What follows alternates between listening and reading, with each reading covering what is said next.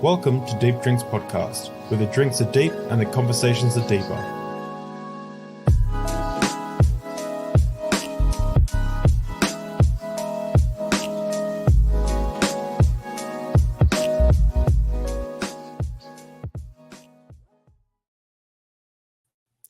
For Christians and non-Christians alike, Christianity has been taught to us as one thing. Jesus was born a virgin, lived, was crucified, died, and was resurrected. His followers continued spreading his ministry's message, eventually becoming the most influential religion in the world. However, what you may not know is that Christianity was never one idea. Early Christianity was indistinguishable from what we have today. For centuries, each sect of Christianity called other sects heretical. These were not small disagreements. These were wild and incompatible belief systems. Early Christianity continued through history until one version of Christianity was accepted by Constantine, the Roman emperor, making that version of Christianity vastly more influential, leading to the death of other major Christian sects and ideas. Today, we'll be doing a deep dive into these lost Christianities and drinking red wine in remembrance of them. My guest today is Neil, who is a content creator making academic videos on history, mythology, psychedelics, and early Christianity. He goes by Gnostic Informant on YouTube, and as a new fan of his work, I am very excited to have him here today. Welcome, Neil, Gnostic Informant. Thanks for having me. This is awesome. I like your show too. I've been watching your show too. I'm so thankful to Derek who put me in touch with you to have you on because like, yeah, I truly am. Like, I looked at your content and I'm like, how I've been subscribed for ages, but I haven't been watching the videos. You know how like you do that sometimes. Yeah, of course. And yeah, I'm just so interesting. And you suggested that we talk about early Christianity, and I was like, oh yeah, I'm really interested in that subject. And I listed a few things that I knew about, and then you started telling me things you knew about, and I had no idea what you're talking about. So I am so excited to learn about that today. So welcome, Neil. Let's get this. What are we drinking today? I've already mentioned it, but we're drinking. So this red is wine, right? Red wine made straight from Jesus. we're drinking it in remembrance of his early Christian sects. Yes, this is what we're doing. So so thanks for everyone who's coming out. I see a lot of new faces. I love seeing you guys in the chat. Make sure to ask your questions and we'll try and get to them at earliest convenience. Neil, could you tell us a little bit about yourself first? Yeah, my name is Neil. I have a channel called Gnostic Informant, and I used to be a Christian who, got saved, if you will, after a life of battling with substance abuse, and then went to prison and then got saved in there, and then when I came out, joined a church, was really fundamentalist for a few years, and then I started studying as much as possible about early Christianity and digging into different ideas of Christianity. And I started to sort of become a heretic in my own sense before I've deconverted completely. So my last stop as a theist was Gnostic. And then I just that didn't last long at all. It was maybe, but it still felt like feels a part of me because it was like my branch, my bridge out of Christianity. And then I started the channel Gnostic Informant, and I started interviewing a lot of scholars about these early Christian groups. Bart Ehrman, David Litwa, others as well. Celine Lilly, John Kloppenborg, Tony Burke. These are scholars they're professors who write about, translate these texts, and they are very knowledgeable of these early groups that the church calls heretics. They didn't call themselves Gnostics. They definitely didn't call themselves heretics. They called themselves Christians. So that's a big thing. And to start off this conversation, I think one way to look at it is the way we see Mormons and Catholics today as being so far apart from each other. We look at them like opposites. But in reality, Mormons and Catholics have more in common than early Christians do. Yeah. But they have way more overlap. They at least believe the same thing about Jesus. And this is something I really like. I'm so excited to show people this information because it's not something that like this isn't like I never want this channel to just be one big atheist roast on religion, right? I love religion for different reasons than I loved it when I was religious, but Right. I think this is interesting for Christians as well. I think this is interesting for anyone because it's talking about the most influential religion in the world, and it's like early roots that like a lot of people don't know about, and it's absolutely fascinating. Some people have mentioned in the comments already that I got some things wrong about Constantine. Can you correct any of my opening remarks? I forgot. I don't know what you said. Would you say Constantine made Christianity? Yeah, I thought. Oh yeah, So, it was, so they're probably talking about Theodosius.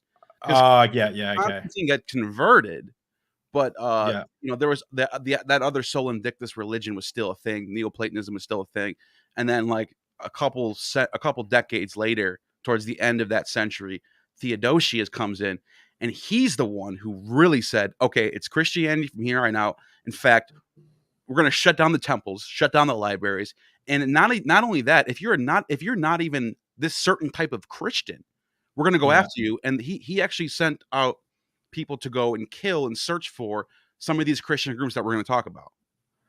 Right. Okay. Cool. All right. Well, the real so-called martyrs are these groups, which is interesting. So the part that I kind of glossed over a little too briefly was, that Constantine was the first Roman emperor to become Christian.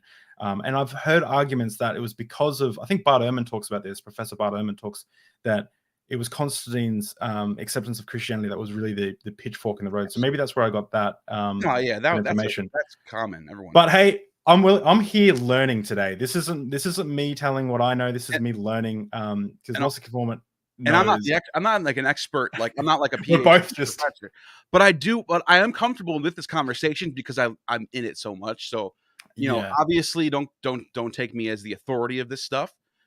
Fact check. Go look this up. But I am getting this from experts, and and if I do speculate, I will say it. I will say, here's my personal opinion. And that will, like, you will see me do that a few times, obviously. All right, awesome. So, if we could, I would like to start this conversation by addressing your perspective of Christianity, and let's call it. Let's go with the let's see. Like, give us the consensus historical view of Christianity from, as best you can, from as if you're talking to someone who's only known about Christianity from like Sunday school and church. Like they think it was just the disciples went, they preached throughout the land, and then it grew. Like, give us, what is early Christianity?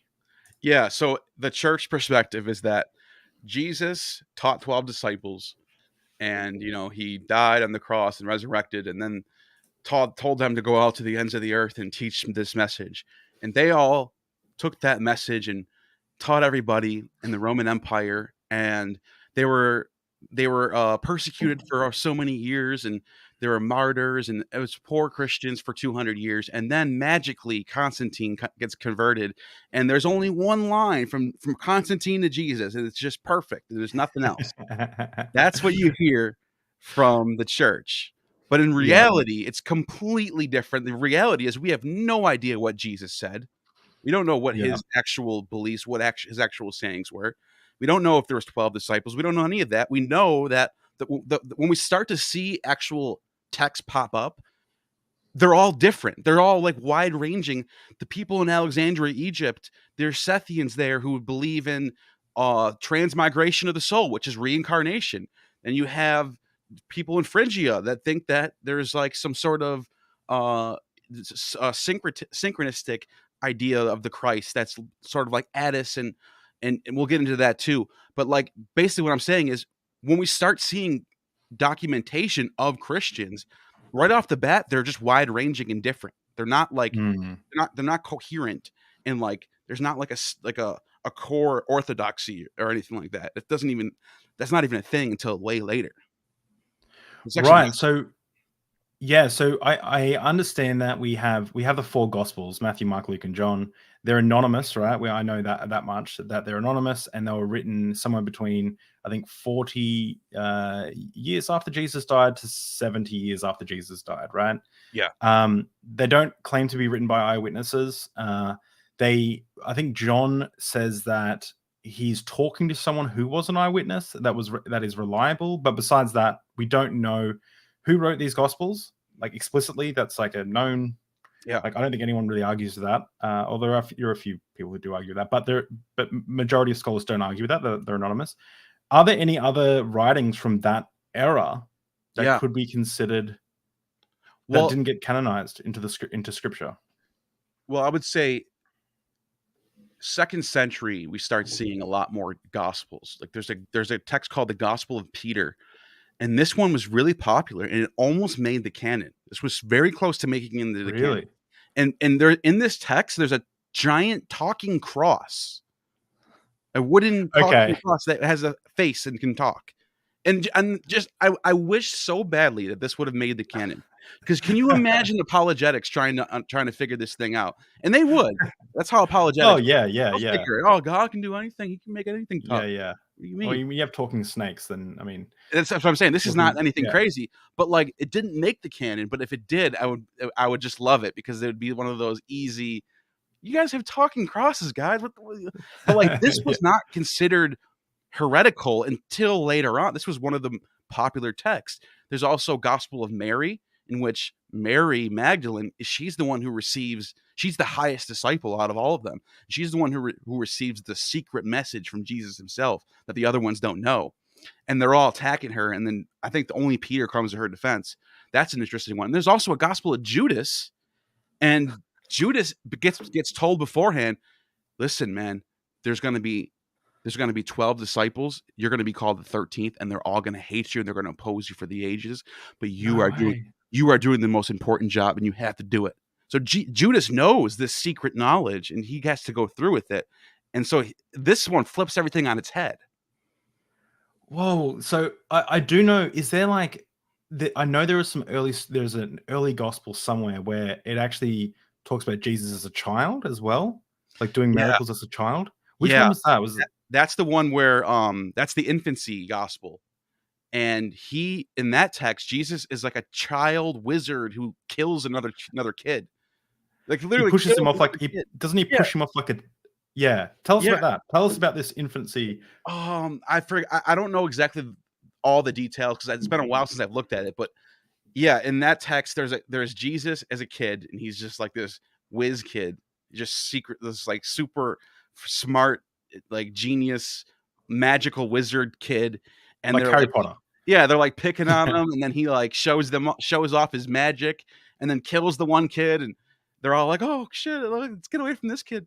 But yeah, that is that's one of the more wild. It's been a while since I've looked at that one, so I don't really remember anything besides that. But that one is crazy. Yeah, that one's crazy. So that so Max and D both said it's the infancy gospel of Thomas. So people can go and look at that after this. But yeah, so okay, so maybe you can tell us about some of these major Christian sects. Sure. There's the Sethians. They are located in the area of Alexandria, Egypt, but there's also, I believe, there's also a lot of them scattered throughout in like Asia Minor, modern day Turkey too, Syria, and they had this text called the Apocryphon of John, and it's this like weird, like really strange text about this unknown God who is the only thing there is in the beginning, and from him emanates ions, and these ions are the first one's called Barbello, and this Barbello is almost perfect. It's almost as perfect as the unknown God, but it's a little bit more dimmer light. And then from this ion emanates more ions, and as these ions keep going on, they're less and less light, and they start getting darker and darker to the bottom. And then there's an ion called Sophia, which is wisdom in Greek, and she creates Yaldabaoth, who is the Old Testament God. And this Yaldabaoth thinks that he's the only God there is, and he thinks he's in control, but he's mistaken. And he creates. Go ahead. So is this the Silmarillion, or is this what is this? Sounds like Lord of the Rings. Like what is it? It's wild. It's wild. And so so this what sect is this again? Sorry, I'm just going to. Sethians. These are the Sethians.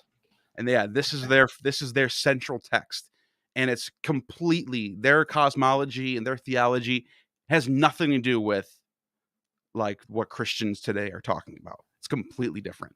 And so they have Wow. this they have so Sophia is actually the serpent that comes in the garden. So she comes and tells Eve, listen, that God that you think is your creator, he's a liar. He doesn't know what he's doing. Eat from the tree of knowledge, because that's what's going to make you a god. So they make the Wow. story. So Eve's the good one, or yeah, they praise Eve as like she's the one who brought knowledge into the world. She saved everybody. And Sophia was the serpent disguised as a serpent. So they take the text that's in the Genesis and they just tweak it however they want. And so there's that version of that text. The Valentinians have are very close to the Sethians, but they're more Pythagorean. They have this like gematria system. Everything's numbers. Jesus's gematria is 888 in Greek. So he's like this like perfect logos, because there's 24 letters in the Greek alphabet. There's 8 monads, 8 heptads, or 8 ogdoads. And so he's 888. He is the word. He's the all-encompassing alphabet. And then there's they also had this. So Valentinus was one of the most highest bishops in the Roman Empire. So Wow. this is so important to put this point across, because we are not talking about random hermits in the middle of nowhere. We're talking about mainstream Christianity. This was mainstream. They weren't like, oh, we're they weren't getting called heretics in their time. You don't understand that? Like Yeah. they didn't get called heretics until later. And during his time period, he was popular and famous. He almost became the Bishop of Rome, which is like the Pope. And so Yeah. he had a student named Marcus Magus, who had a trinity, and it was the monad, which splits off into the duad. So it's all mathematical stuff. But this duad was Christ and Zoe. So Christ is the logos, Zoe is life. And then if you look at the book of John, it says in the beginning was the logos, and the logos was with God. And then verse 4, it says, and the life was with Christ, or whatever. So you can see how they're getting this from the text. This is all from the Bible. They're not just like making this up randomly. They're getting this from John. Like they're backed by the Bible. They have like reasons to believe in what they believe in. And so they get deemed heretical later on. But this idea of the Old Testament being, not all good and not the all powerful, you see this with Marcion. And Marcion is from Sinop, which is in Turkey, and he has this idea that look at Genesis 1, and God's looking for Adam. How does he not know where Adam is? If he's all knowing, he should know where Adam is. And not Yeah. only that, he should have known that Adam was going to eat from the fruit, which means he's not all knowing. He can't be the God. He can't be our God. And by the way, and Marcion points to the text of Elijah and says, why would an all good God allow his prophet to send she-bears to go kill some kids because they called him Baldy? So Marcion uses the same arguments that we use today when we criticize the text. Like you see, like Aaron Ra always talks about, what's a she-bear thing. Like you always hear this, like, but like Marcion was already on that early on. He was already talking about this stuff. He was already pointing this stuff out early on. And so Marcion made a canon that was just the gospel of, I think it was John, or it might have been Luke, but I can't remember. But it was Paul's epistles, and then one of the gospels. That was he was the first Christian to do a canon. And then Right. the last thing I want to mention before you probably have a bunch of questions, because Marcion's idea of the Old Testament God being like evil is nothing compared to the Cainites. There's this group of Christians called the Cainites, and they're called the Cainites because they thought Cain was the good guy, because in the text of Cain and Abel offers up a lamb. Cain offers up, his vegetables. So Cain, being a tiller of the land, he's peaceful. He doesn't need to kill animals and offer blood to a god. He's peaceful. He's the vegetarian one. So like he's good. And then they said that Eve is good. Eve's the good one. And they said Judas is also the good one. They flipped the entire Bible on its head. Every character that's bad is now good. Every character that's good is now bad. And they thought that, yeah, they were completely anti Old Testament, and they just thought that this God Yahweh is completely evil because he needs blood sacrifices, and that's evil.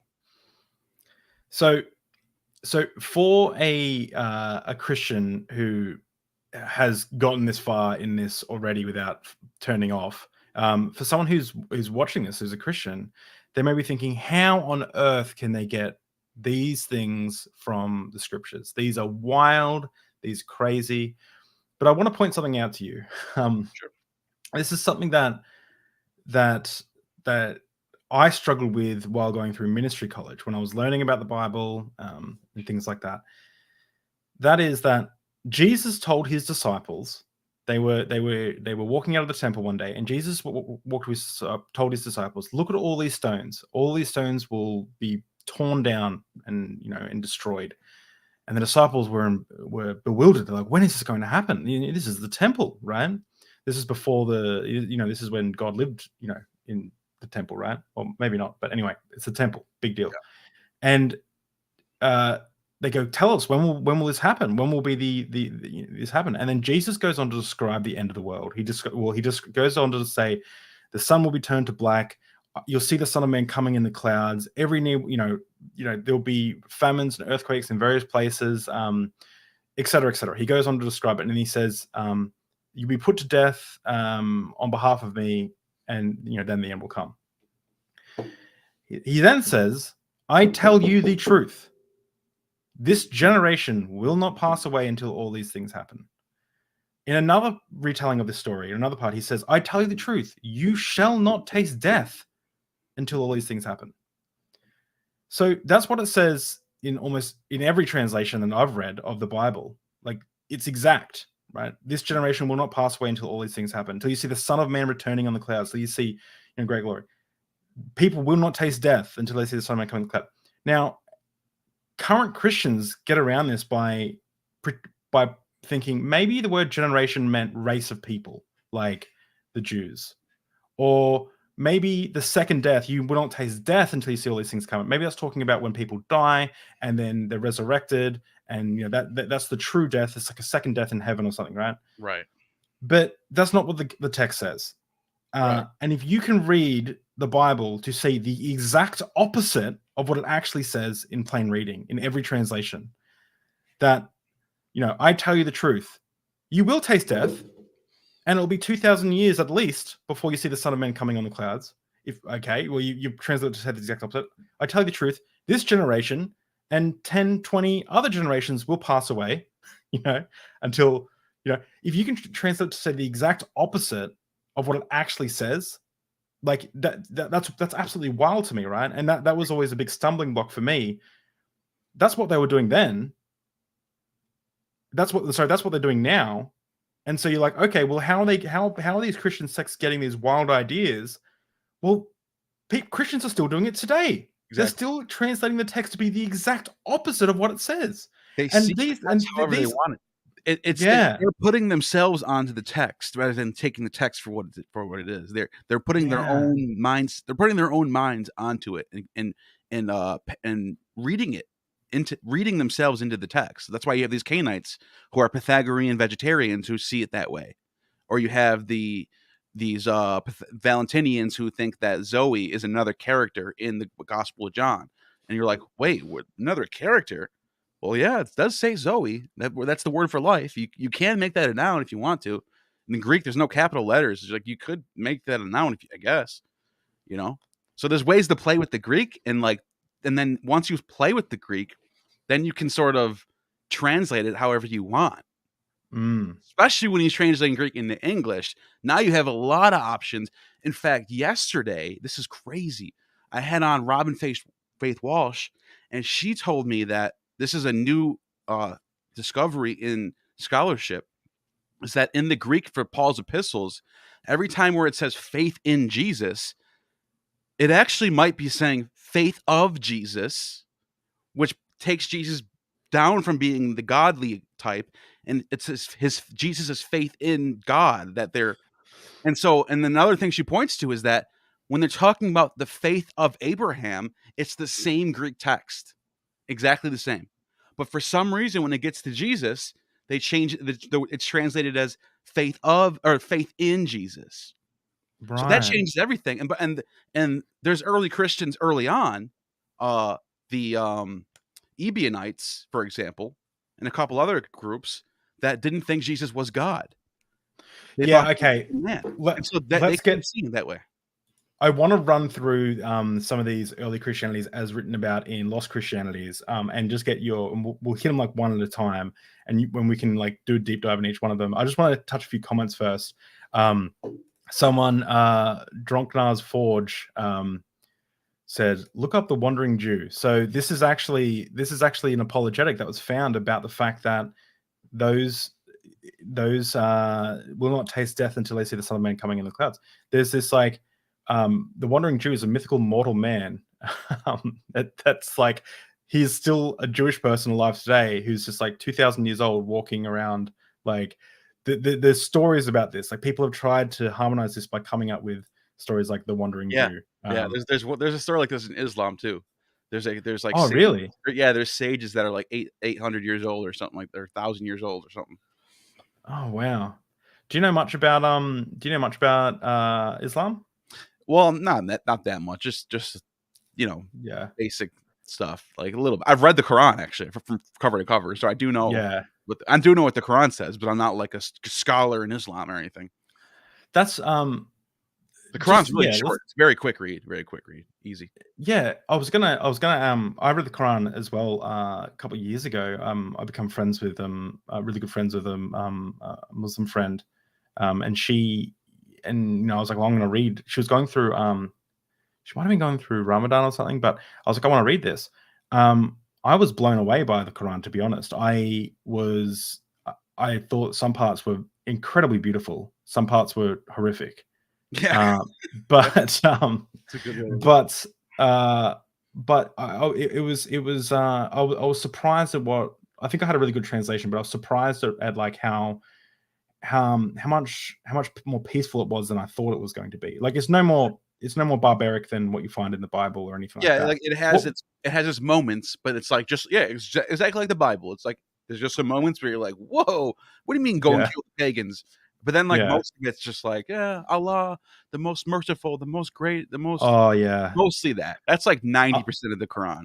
Is like Allah likes to Allah, Allah likes to remind people about how merciful he is. Like how merciful. Every verse starts off Allah, the most merciful. Every verse. Or like the Christian, like the Hebrew God likes to remind people not to have unleavened bread, or is it? I can't remember. I read the Old Testament through, and I was like, how many times does he want to mention not putting yeast in bread? Like, I get it. We get it. Yeah. Okay, so in Bart Ehrman's fantastic book, Lost Christianities, which I suggest people go check out. Yeah, I have that right behind me actually somewhere. Yep. It's a fantastic book, and he's got courses on it on YouTube you can watch. I was actually listening to one right before as I was on my way to. This is actually an old book too. This was written a while ago, but you're right. It's on point. It is. Well, let me look at this lecture that I was watching. Like it's all I think it was on tape. Like this is like Bart in his prime right here. Like he used to be. He still is the man, but this is vintage. Like this is when he was in his prime form, like crushing lectures. Like he got famous and stuff like that, Yeah, written like 30-something books now. But so he mentions 4 sects of Christianity that I had no idea existed. And we got 35 subscribers, guys. Thank you so much for showing up. This is really not 35 subscribers, 35 viewers. Thank you guys for showing up. This is that's cool. That's big for us. We've had a huge influx of I'm not sure if you know, we've had a huge influx of subscribers. And for those who missed the last episode, this was let me just turn off the banner. This is what we look like. One episode, and then this was the next episode, and then this was the next episode, and then I went on Myth Vision with Derek to promote the panel that we got coming up, and then that was what we did. We blew the blew the goal out of the water, and I'm coming up with a charity stream now. I think we're not going to do 6 hours, guys. I think we're going to do longer. I think we're going to do a long stream, and we're going to be raising money for a charity. I'm still looking at charities to raise money for, or causes to raise money for, and I'm thinking about having like things like, you know, there's different charities people can like vote on, and I'm bring on guests, and we might play some video games, and we might talk about things. It's going to be wild. I don't want to say 12 hours, but my gut feeling is wouldn't it be cool to do 12-hour stream? But anyway, crazy. So thank you all the new subscribers. It's been awesome seeing you guys show up, and I love it talking to you guys in the community. And thank you, Dee. Dee's one of my favorite people. She's always here. Hi, Dee. Okay, so let's go through early Christianities. So we got the Gnostics, the proto-orthodox Christianities, the Marcionites, and the Ebionites that I've written down. Yeah. Who do you want to talk about first? Well, the Ebionites is a good start, because the Ebionites are the closest thing you're going to get to, like Judaism. Like they're staying away from all the Middle Platonist ideas that are completely popular. Like that's the fad of the time period. Middle Platonism, Stoicism, Cynicism, those ideas that come from the Greek world, Greco-Roman. They're trying to stay away from that. They're not completely staying away from that, but like the Ebionites are the closest thing you're going to get to Torah observant, practicing Jewish people who believe that Jesus was the Messiah. They don't think that Jesus was God. I think as far as they go, is they say he was the Son of God, but I don't even know if they even say that. I could be wrong. Don't quote me on that. But I will say this with confidence: he's not God. He's the Messiah. So like they have this like traditional view of what the Messiah before Christianity. If we go to like any of the Dead Sea Scrolls or anything, he's supposed to be the guy who comes and ushers in the kingdom of heaven, and brings Israel glory, and he's supposed like not in like a spiritual sense, in like a real world, like in a like real sense. Like I am a king going to take to hold back the Romans, to like a new Moses, Messiah. Like a new Moses Abraham character. He's not God. He's a human being, but he's got God on his side, basically. Like he can just he can just ask God to do things for him, type of thing. That's what the Ebionites think of Jesus. And there are a lot of scholars that think James is leading this group. Who knows? It sounds reasonable. Like James, the brother of Jesus, is called the brother, because for whatever reason, because we do know from some of the sources that James was leading the Jerusalem church, and the Jerusalem church was most likely the closest thing you're going to get to being like the Ebionites or something along those lines. Like we don't know that for sure. It's not like we're like, hey, we're Ebionites and we're here. They don't have a text that says that for certain, but it could be true. That could be the case. Like I would speculate on that myself. Ebionites, James, Jerusalem. That's what's happening there, and so they're called heretics because they don't believe Jesus is part of this Trinity that the God. And obviously this is way later. And way later they're deciding this, and Theodosius decides that Ebionites, Manichaeans, and Mandeans, all those extra groups that are still around in his time, that they either convert to the true faith or kill or hunt them out and kill them. Like they were like seriously a threat to him. So what scriptures did the Ebionites like what scriptures did the Ebionites use? Did they I heard that they didn't utilize Paul. They rejected Paul as rejected Paul. Paul's the Greek. He's all these Platonists, Middle Platonists, Asia Minor, Turkey, Egyptian. They all love Paul, but the Ebionites are they're sticking to the Bible, sticking to the Old Testament. I don't know if as far as New Testament gospel stuff, I'm not sure. I'm guessing Matthew, but I'm not. Like I said, I'm guessing. Someone in the comments might know that one. Good question. So, actually, but yeah. So look, I said we should go through the these groups, but I think first let's rewind a little bit. So a lot of people might be wondering. I'm trying to make this very beginner friendly for an audience, but a lot of people might be wondering, why didn't they just read the Bible? Well, back then there was no Bible. Exactly. Yeah. No. So when was the Bible put together? You have to realize this. In this time period, you have scrolls. individual scrolls floating around on their own. So Matthew was by itself. Luke was by itself. Mark was by itself. Paul's epistles are floating around by themselves. And they weren't called Matthew, Mark, Luke, or John either. They were names Right. attributed to them in the 14th century, I think, or they Yeah. were just anonymous texts. No, not 14th. That's a fourth.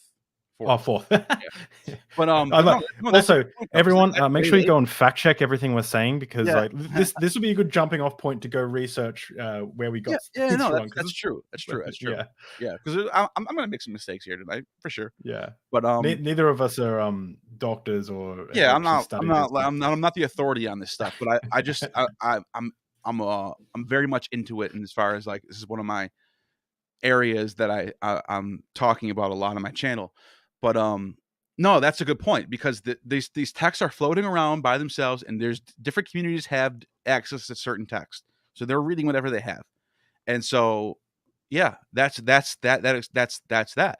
I mean, you even have some groups that are like peripatetic, which is like Aristotelian or Platonist, and they're actually like reading the old Plato and stuff. Carpocratians are one of my favorite groups. This is a group of Christians that comes out of Alexandria, Egypt, by a guy named Harpocrates, and he has a son named Epiphanes. This kid dies at 18 years old. They deify him on the island of Kephallonia in Greece. So we have Christians not only worshiping Jesus as a god or someone to worship, and I'll get to that in a second, hold that thought, but they deified this kid named Epiphanes. He becomes a god too. He has his own temple and a library on this island. But not only that, this is what they believe. They believe in this thing called the idea that you attain salvation not through faith in Jesus, but through attaining esoteric gnosis. Gaining gnosis is what gives you salvation. And then once you attain the highest form of gnosis, which is apotheosis, you have exited the realm of reincarnation. So everyone's being reincarnated. We're all flawed. You keep reincarnating until you get it right, until you become a sage like Jesus. And then you get deified. And then you're worthy of worship, because if you imitate someone who's been deified, you can be like them, and you can also become deified. So they had statues. These are the first Christians that we know about that had statues that worships, like they had like idol statues like the Greeks would do. They had a statue of Jesus next to Pythagoras and Plato. And they were worshiping all three of them at the same time. So Jesus wasn't, so these are called daemons. They're not like God.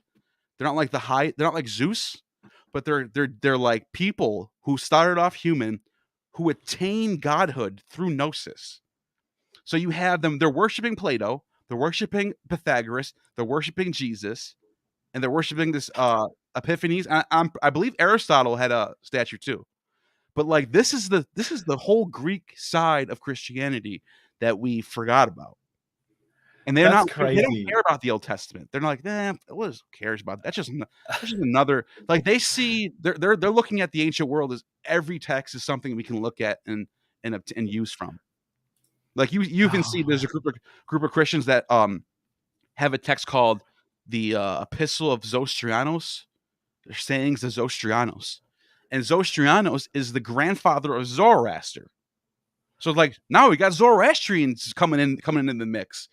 Like they're all like this. It's a syncretic time for religion.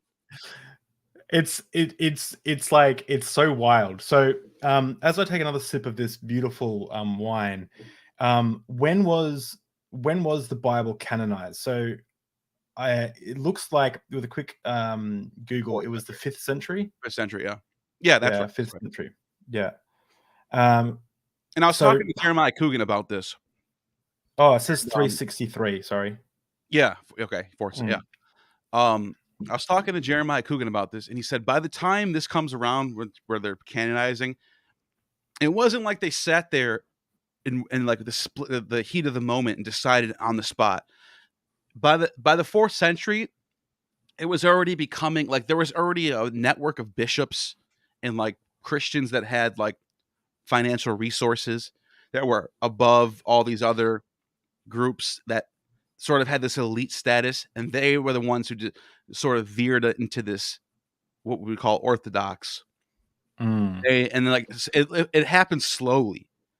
Didn't just happen Yeah. like it wasn't like one day they sat there and like they didn't know. But should we pick Judas or should we pick this one? Should we pick like they were already like it was a slow process that led up to that moment. That's what Coogan told me just the other day. Okay, so we have early Christianity, and so between when Jesus died in 33 CE, our first writings we have, I believe, are Paul, the Apostle Paul, and then 30 to 70 years later, we start seeing the Gospels. We don't have fragments of those Gospels until I think the first full Gospel of Mark is 200 CE, like it's like many years it's later later. than that. It's way later. Oh, than that. really? Yeah. The first full, So, you said? The first full the Mark, first full one is like which is our earliest Gospel. 325, I want to say. Oh, wow. Okay. The first full one. So then we have fragments that are like, I think the oldest fragment of a Bible we have is 3rd century. Oh, wow. That's how late any fragments are. We have like that's think about that for a second. No fragments of the Bible shows up. Well, I shouldn't say shows up. Are preserved that we still have that we can touch. 3rd century, I think, is the oldest. Really? Yeah. I would be shocked if you could pull someone from the 2nd century. If anyone can do that, I'd be shocked. I've never heard of that yet, because there was a guy, I forgot, Daniel Wallace, who thought he had, and the Christians were freaking out over this. They finally thought they had a 2nd century text, and it turned out to be it was a fraud. It wasn't real. Oh, okay. So I'm pretty sure, I'm like 90% sure, the oldest fragment we have is from the 3rd century. Okay. I did this video on my channel at Post Faith, and it was the video that I'd spent like 3.5 months researching. I got Joshua Bowen, a Syriologist who knows more about the Old Testament, he said, but he did check it over. And I reused the reference, some two Christian textbooks, like 2 of the major Christian textbooks to come up with this. But so I talk about how, like, there's 45,000 denominations of Christianity and how did we get them all. But where what I do, I drew up like what we had. Okay, here we go. So I talk a little bit about it. So this is what I wrote. This is what I had down. I don't know if you can see that. So, this is 256 is that Dury Europe. The early. Yeah, so it is 3rd. Yeah. So okay, cool. So yeah, that's a good. That I just wanted to get that out there. Yeah, sweet. So this looks like. So this is what I had written down. So we got like Jesus crucified, Mark written in 65. I gave very conservative numbers, by the way. John written down earliest section, which was P52, which is 125 CE, but it's only like a credit card size thing. And then we go to our earliest copy of Mark. You're right, was 375, was it? And we don't even get a list of the complete New Testament books until that John one is the one I think I just looked up. The 256. Oh, okay. Yeah. Oh, okay. All right. But if I go back just a little bit, sorry. Yeah, so you see here, even with the textbooks that I used here, you've got like 300 years. Yeah. Oh, yeah. Like before the Bible is like actually, before we even have a complete copy of like what we're talking about, like a surviving copy. But we know that they were written earlier. But anyway, that's beyond on point. So we have the Bible's canonized. So I'm just trying to like formalize this a little bit, and then we have the Ebionites, the Gnostics, proto-orthodox, and Marcionites. So the Ebionites, what did they accept and what didn't they accept from the Bible that we have today? I'm pretty 99% sure that Hebrews was like their central epistle text. Hebrews. Okay. And outside of that, like obviously no Paul. And I think Matthew is their go-to gospel, but I'm not. Okay. I'm not really sure if we even know that or not. If we even can. Yeah. I don't think we have any like text that says what they had or what they were into. But this is for sure though. They were Old Testament observant people. They were into the Old Testament. They were into Isaiah, Torah, all that stuff. Whereas some of these other Christians weren't. They were strict vegetarians, is what I've heard. Yeah, yeah, and they had like a dress code and all that stuff. Okay, okay, all right. And the Ebionites are kind of seen as like the Jewish Christians, and like some sects call them the Jewish Christians, right? Yeah, yeah, that's okay. probably the best way to describe them.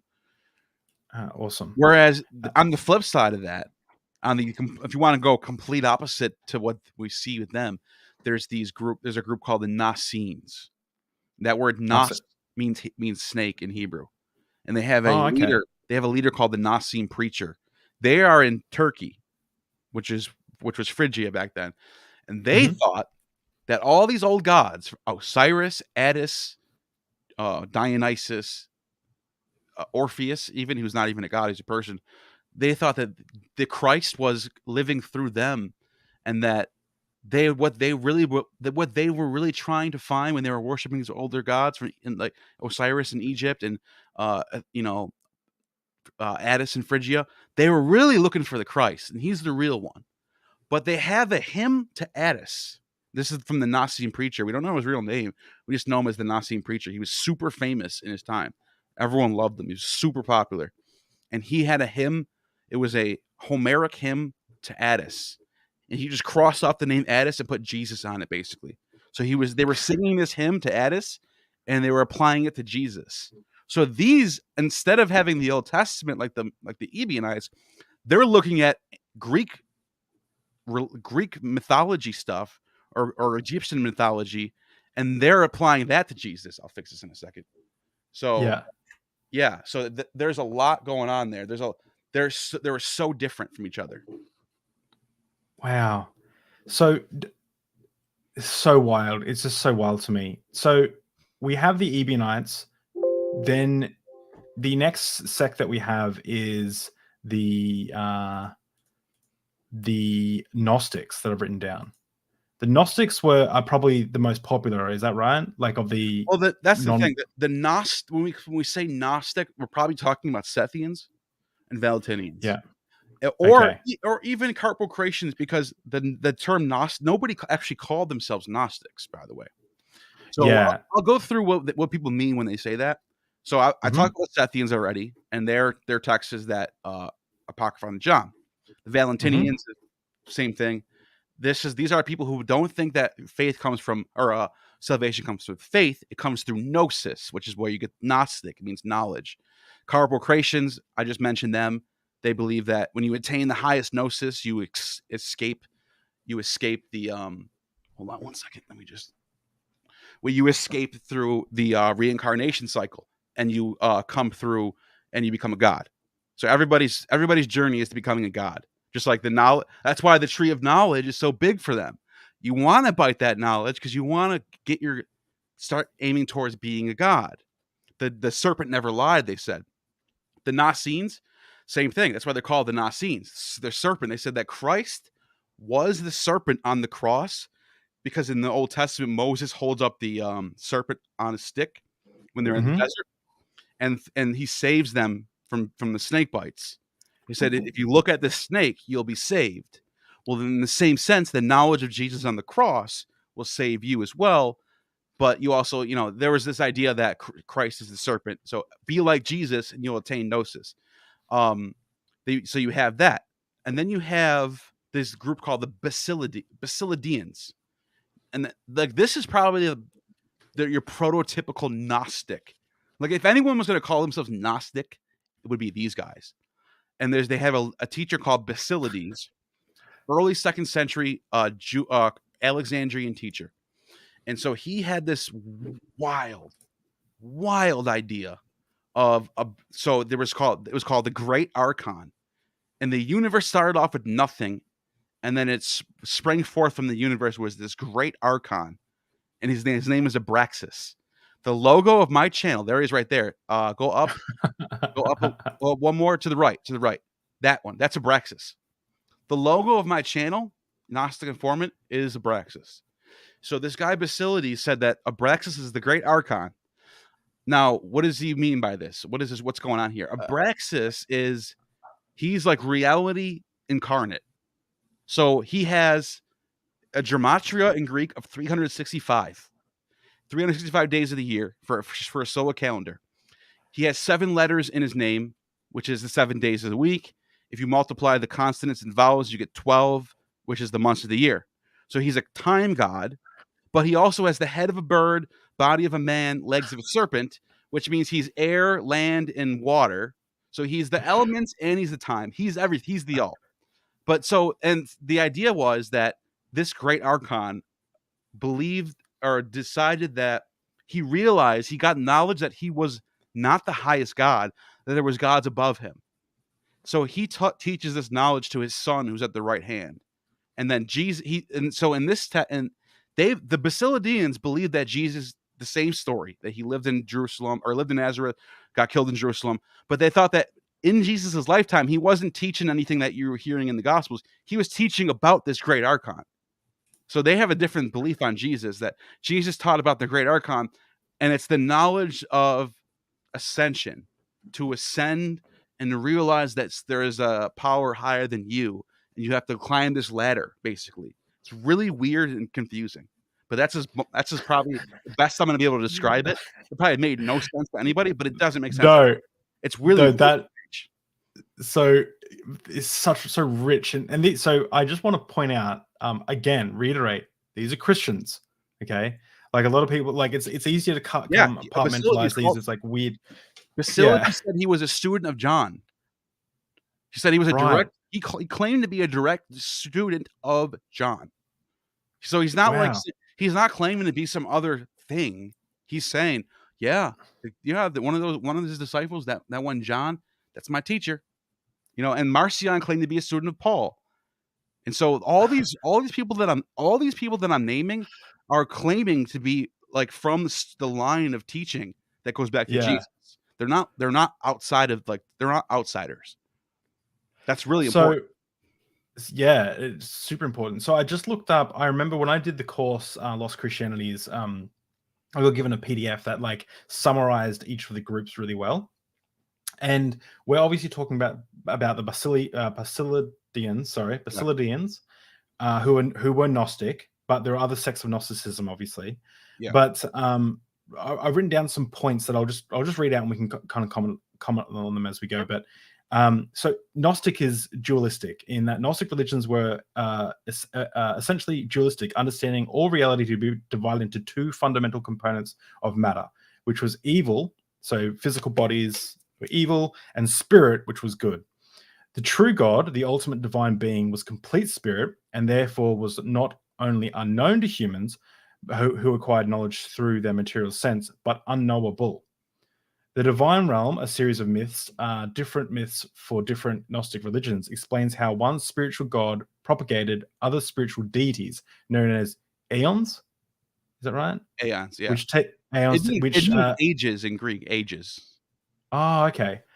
Which taken together constituted the divine realm, the pleroma, meaning fullness. Few more. The fall and creation, moreover, these myths explain how one of the aeons' disastrous conceptions of an imperfect divine being took place. This imperfect divine being came to be removed from the pleroma. Oh, I'm so bad at reading.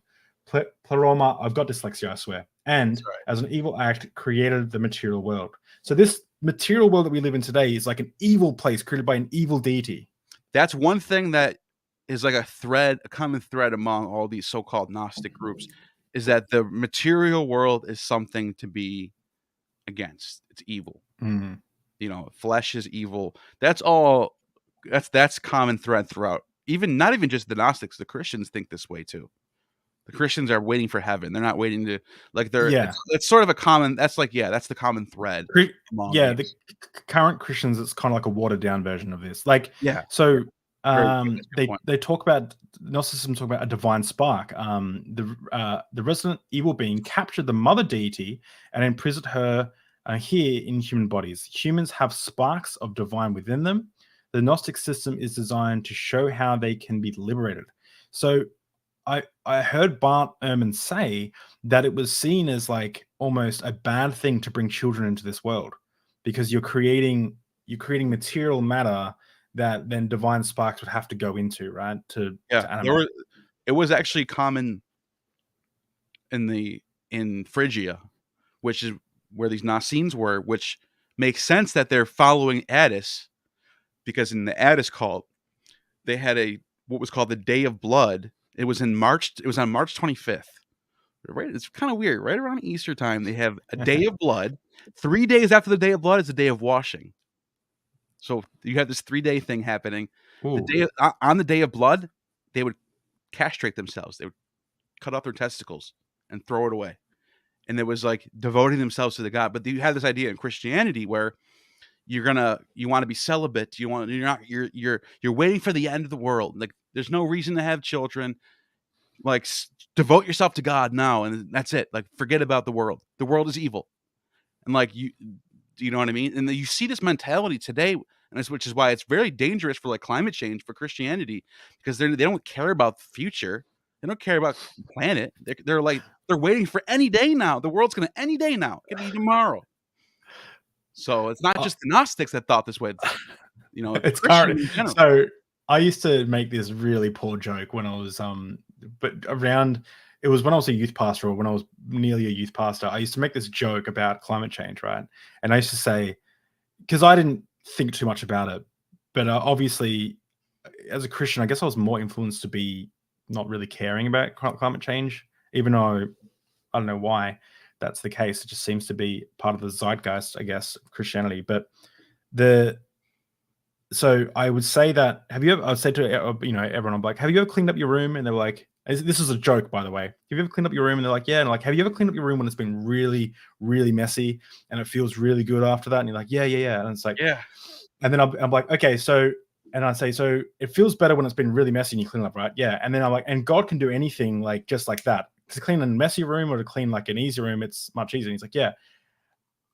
It's the same level of skill. And he's like, yeah. And it's like, okay, so we should make this world as messy as possible, because then when God cleans it all up and turns it into a new earth, you'll feel so much more satisfied.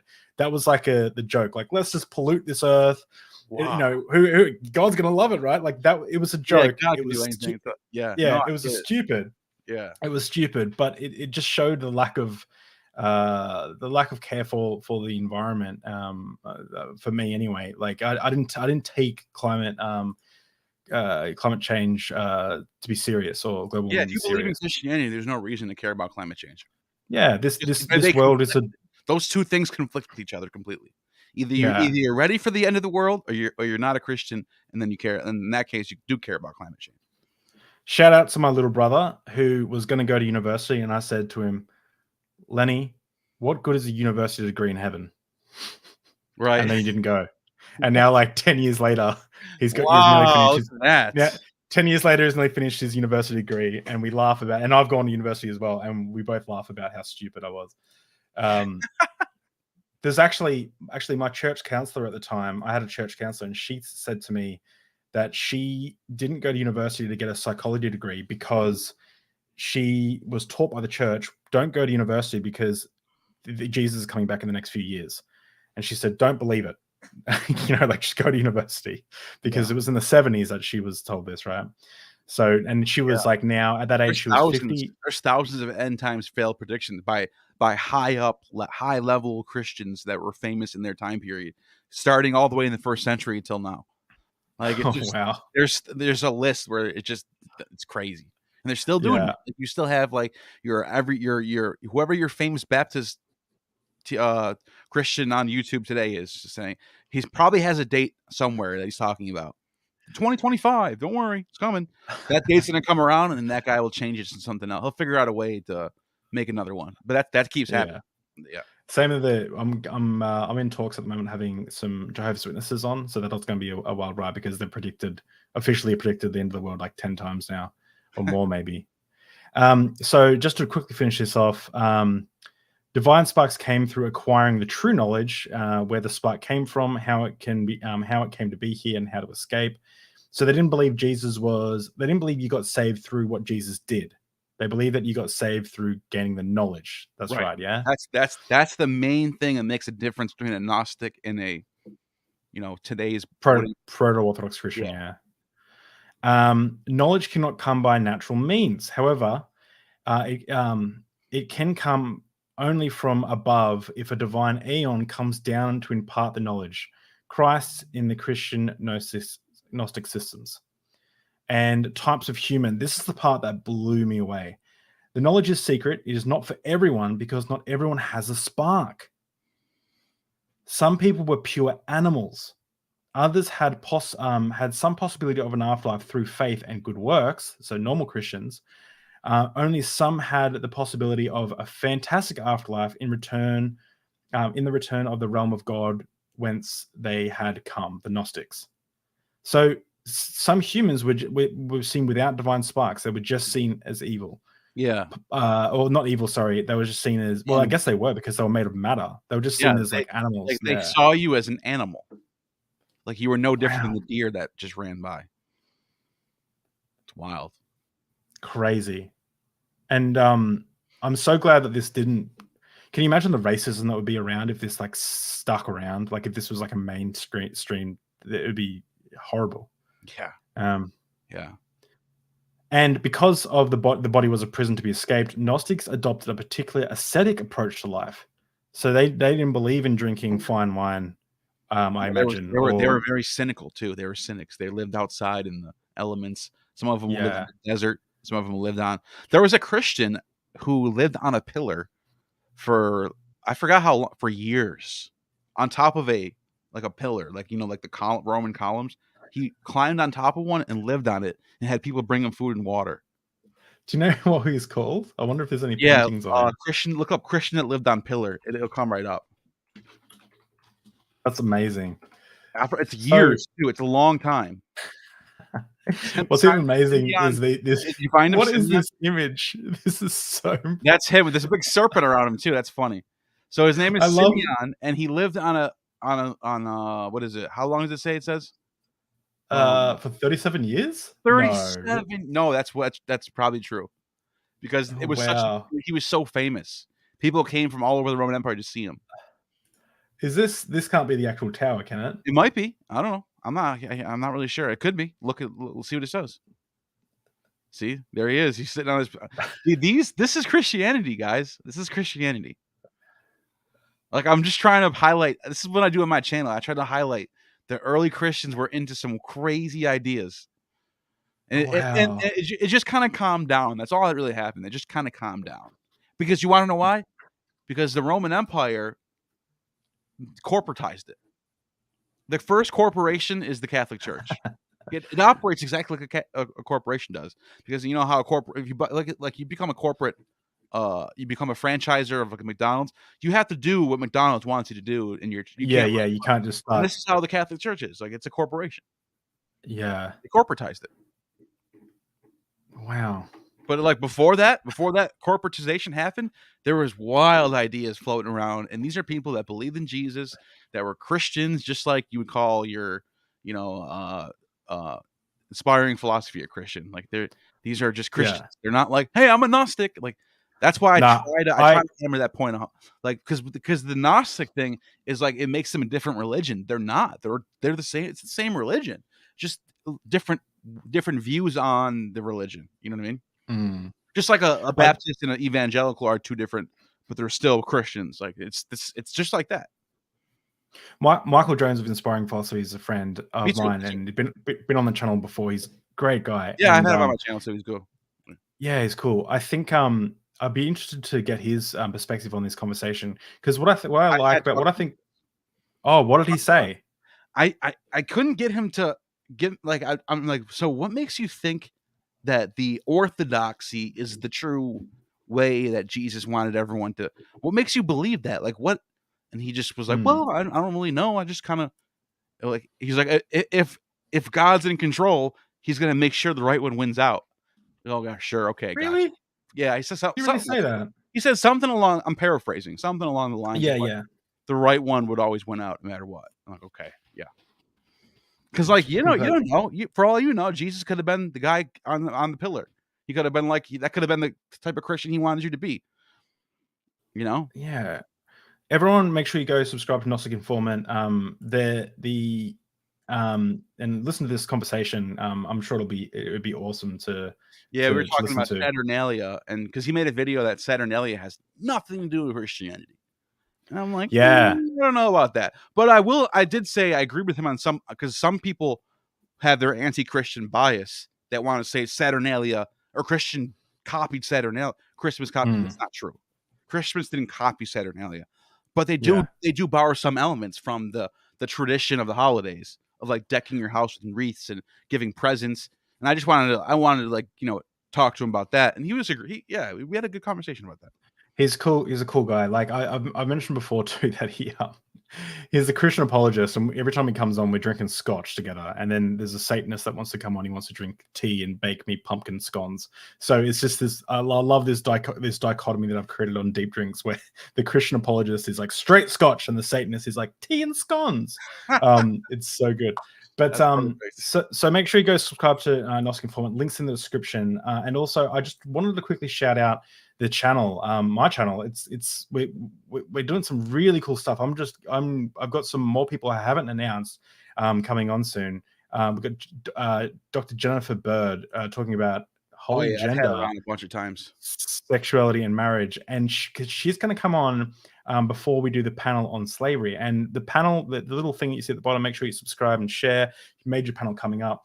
That is this panel, which is a panel on slavery. It'll be the go-to resource for any conversation to do with slavery. We have 5 Bible scholars, all with expertise in this area, who are going to be talking about what was Bible slavery, how did it look different from slavery today, what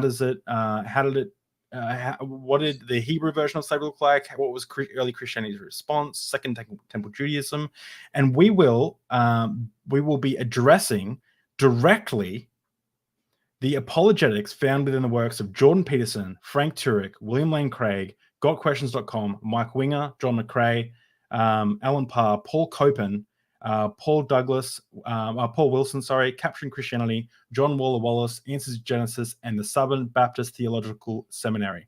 We will be addressing them directly, and I want everyone to make sure you send out this video and you tag any of these people in there, because I want them to know that the Bible scholars are coming, and we're going to be addressing the apologetics that they often use to make it seem like slavery was the fun little tickly type of slavery, where you get tickled to bed.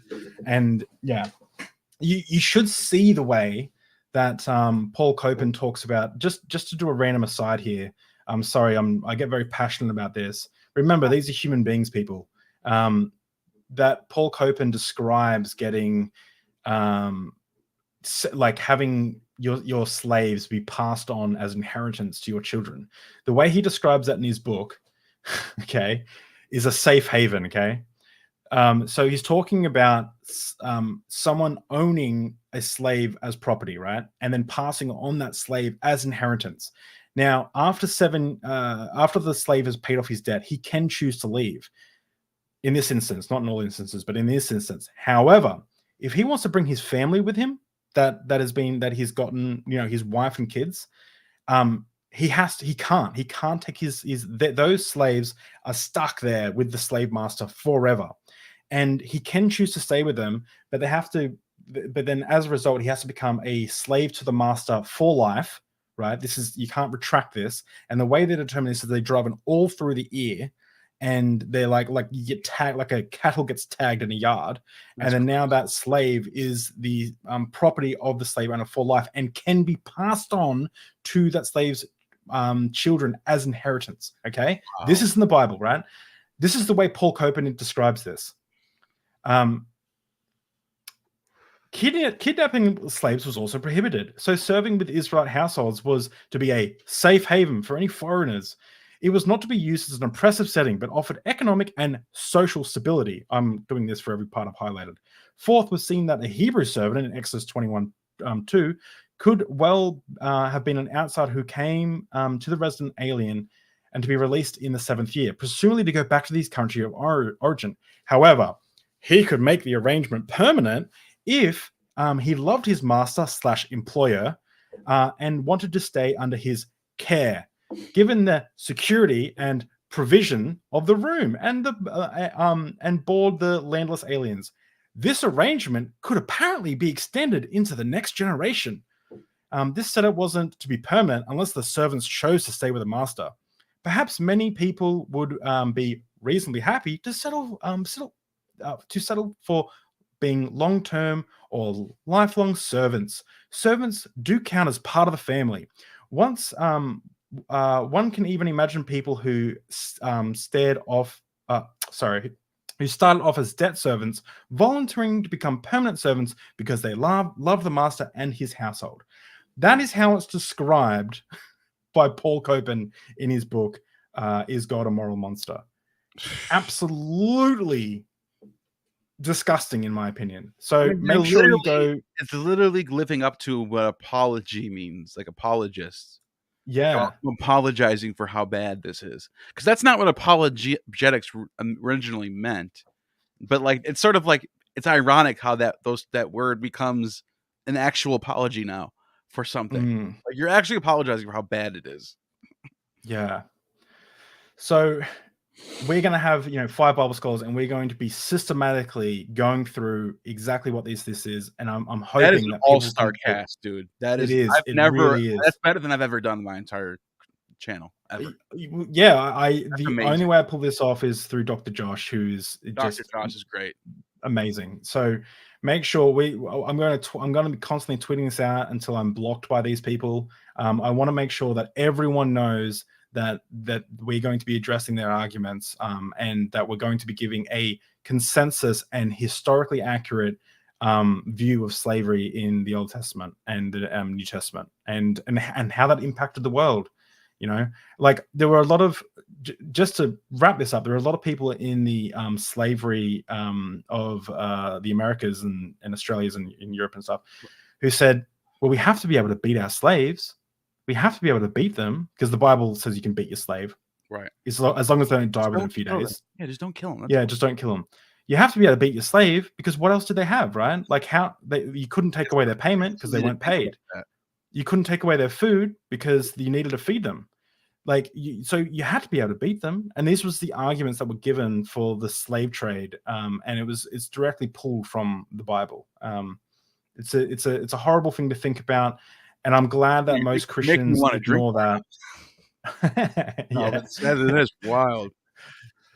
So everyone make sure subscribe, get notified. I am like, if you've got a wedding, postpone the wedding to come to this live event. If you've got a, do whatever you can do to come to this event, and we are gonna I'll be there. We're gonna be really going deep into this. Even though it's just a panel on slavery, it's like, who cares? But it's like, no. Like, it's important. It's an important discussion to have. There are 50 million slaves today. And if there wasn't Christians, if there wasn't mainstream popular Christians trying to apologize for this stuff, then it wouldn't be that. I wouldn't say like it'd be a big deal, but it is. Like we have, we have Christians who are popular, who are teaching young kids growing up in the church that this was okay, guys. It was all normal. God had it in control. So yeah. Bowen's doing good work. Bowen's doing great work. He's great guy.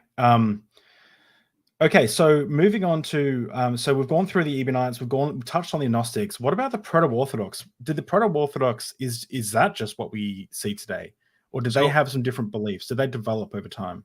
Yeah, no. What we call proto-orthodox would just be like Justin Martyr and Irenaeus, Hippolytus, the guy, and like they don't call themselves proto-orthodox. Obviously, they don't know they're going to be the Orthodox. They don't know, they're not reading the future.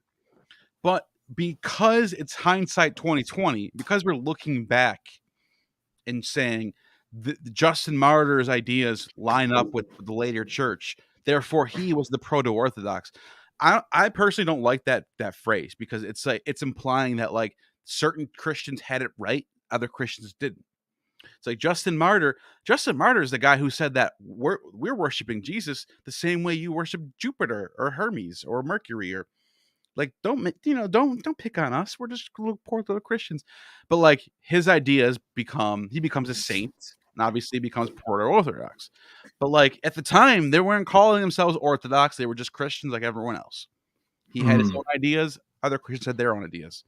It just happens to be that the elitist Christians that had the bishops and the churches and the ecclesia and the network of funding coming from the Roman Empire and they had the power, so they become the orthodoxy, and that's just how it is. It could have turned out any other way. It just happens to be so literally like a coin flip. Like it doesn't really matter.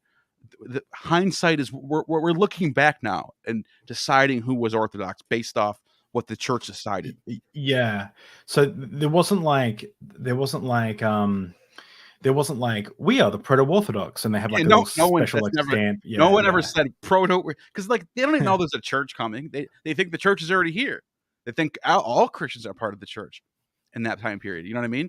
So they're not like they're not like distancing themselves from other Christians. They might disagree with their ideas, but they're all like Valentinus is a prime example of a heretic who's called a Gnostic now, but was so famous and popular that he was like second or third most powerful Christian in the Roman Empire in his time, and he was like the authority of Christianity during his time period. Almost became Bishop of Rome. So he could have easily been the Orthodox guy, but he's a heretic. Now he's a Gnostic because we said so. So is Irenaeus? You mentioned Irenaeus, was that right? Yeah. Was he the one that when he was imprisoned, he was getting put to death and fed to the lions? Was that the one that was going to get fed to the lions by Rome? I think that could be the guy. I'm not 100% sure because they're all martyrs, and we don't know for sure that all these stories, like all these later renditions of these martyrdoms, get told about any Christian, and like it could have happened. But it also was like a legendary thing to be a martyr, and everyone's when you're telling a story about a person that lived 100 years ago. It's quite odd. It's quite common that there's a legend. You're going to insert some legends into that story. That's just how the ancient world was. So a lot of these martyrs are like, maybe it happened, maybe it didn't. Peter. Well, I'm glad that you brought that up because I actually have Dr. Kyle Smith coming on, who's been a guest blogger on Bart Ehrman's blog. He's recently written this book, Cult of the Dead: A Brief History of Christianity, which goes into how Christianity is a cult of the dead. It's a cult of not in a bad way or a negative way, but it's about martyrs are the ones, people who died for their faith are the ones who essentially set up Christianity, and that was kind of the call to Christians is to lay down your life on behalf of the cross. Yeah, the greatest thing you can do as a Christian is lay down your life for for Christ, or Yeah. So in a sense, it's like a death cult in a way. I emailed him and he just replied, "I hope you like tequila." So it's straight tequila. You know what? You said you were asking about Irenaeus. I think it's Justin Martyr who gets feeds. It's Justin Martyr. Yeah. Justin Martyr, that's right. Yeah. And those two commonly get mixed up with each other because they both write about similar subjects. They're both writing about like heresies, and they're both like apologists and defending, like dueling with pagans of the time period, like Celsus, for example. And so, those two get mixed up a lot. There's he says something that just blew me away. I bought his teachings in a book form and that's why I turned off the camera just a second ago. I was trying to look for it. I picked up Marcus Aurelius Meditations instead because I thought it was there, but it's not. But he said something that was so incredible to me. Was it the Jupiter? He said, no, he said it's beautiful in a sick way. But he said he was getting taken to Rome to be fed to the lions in like as like a form of like punishment, but also like as a show for everyone. And he got thrown. He wrote to the Church of, I think, Rome, and he said, "Do not try and stop it." To them, and he said, "And also do not take my body. Let me be food to the lions." Essentially, it's been a while since I've read it. I was trying to find the quote. I can't find it. And he said, "Only then will I become a true disciple of Jesus Christ." And I was like, "Whoa!" I was like, "That blows my mind. That level of faith, you can't Well, not admire that level of like, you probably had no other option. it's But wild. to There's say something like that, there's a Gospel of Andrew. wow. It's called the Gospel of Andrew, and Andrew is like the prime example of how to be a martyr, because Andrew he gets put on a cross, and they're like they offer to take him down and let him live, and he says no. He says, "This Yeah. is the highest thing I can do. I know I'm going to be with God now." Like so, like those like the Gospel of Andrew is like circulating, and it's a very popular text, and it's influencing people. Like that's the thing about media, movies, music. Like we have the power to like influence minds when we put stuff out there. You know what I mean? Like, and so at that time period, Andrew was like, this is how you be a real Christian. You go to the church you go to the cross willingly. Like, and Yeah. that was what people were doing.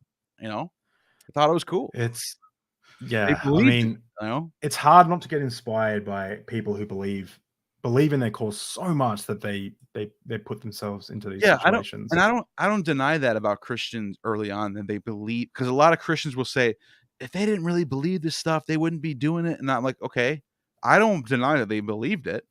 Oh, of course. I'm just saying I don't know if they're right about it. Like that's I mean, a no, whole different look, thing right there. I'm sorry to get super dark, but like the people who flew planes into buildings in 9/11, they believe what they believed. Like they No, weren't just like, nah, I'm a bit unsure about the 72 virgins in heaven. I'm just like they really believe what they believe. that's the thing about religion is like, if you're gonna believe in it, then do you like what? There was a famous if you're gonna believe in it, fly planes into buildings. That's a bad joke. there's a famous passage. I forgot which. It's a pre-Socratic philosopher. I forgot his name. It might be Anaxagoras. I'm just throwing that for some reason. That name's popping in my head. And the Orphics. By the way, the Orphics are the original religion to believe in like eternal life ideas and initiation and like being like saved, salvation. It's salvation religion. And he was observing a bunch of Orphics, and he was talking to him. They were telling him like, "Oh, you could have eternal life if you do this, and this." And I think it's Anaxagoras, but it could be.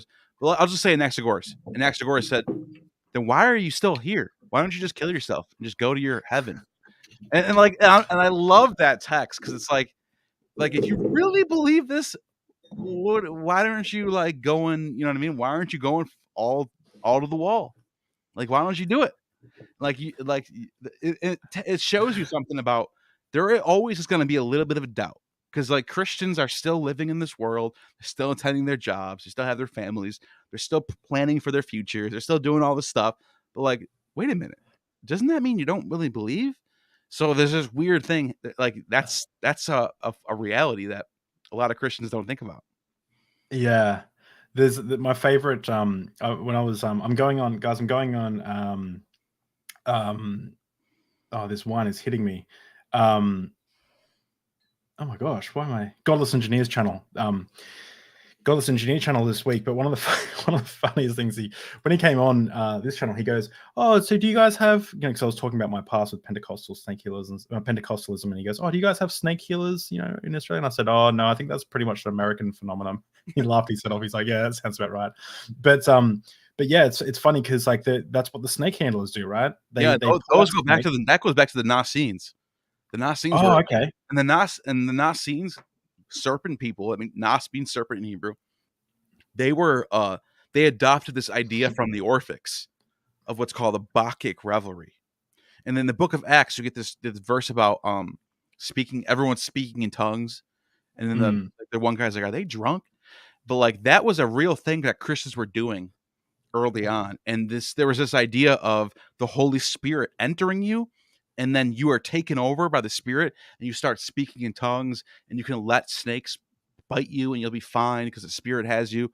And those ideas that was well attested in the ancient world, not just by Christians, but by the Orphics and by the Eleusinian mysteries and the Bacchic, a lot of mystery religions were doing stuff like that early on. Christians start doing it too.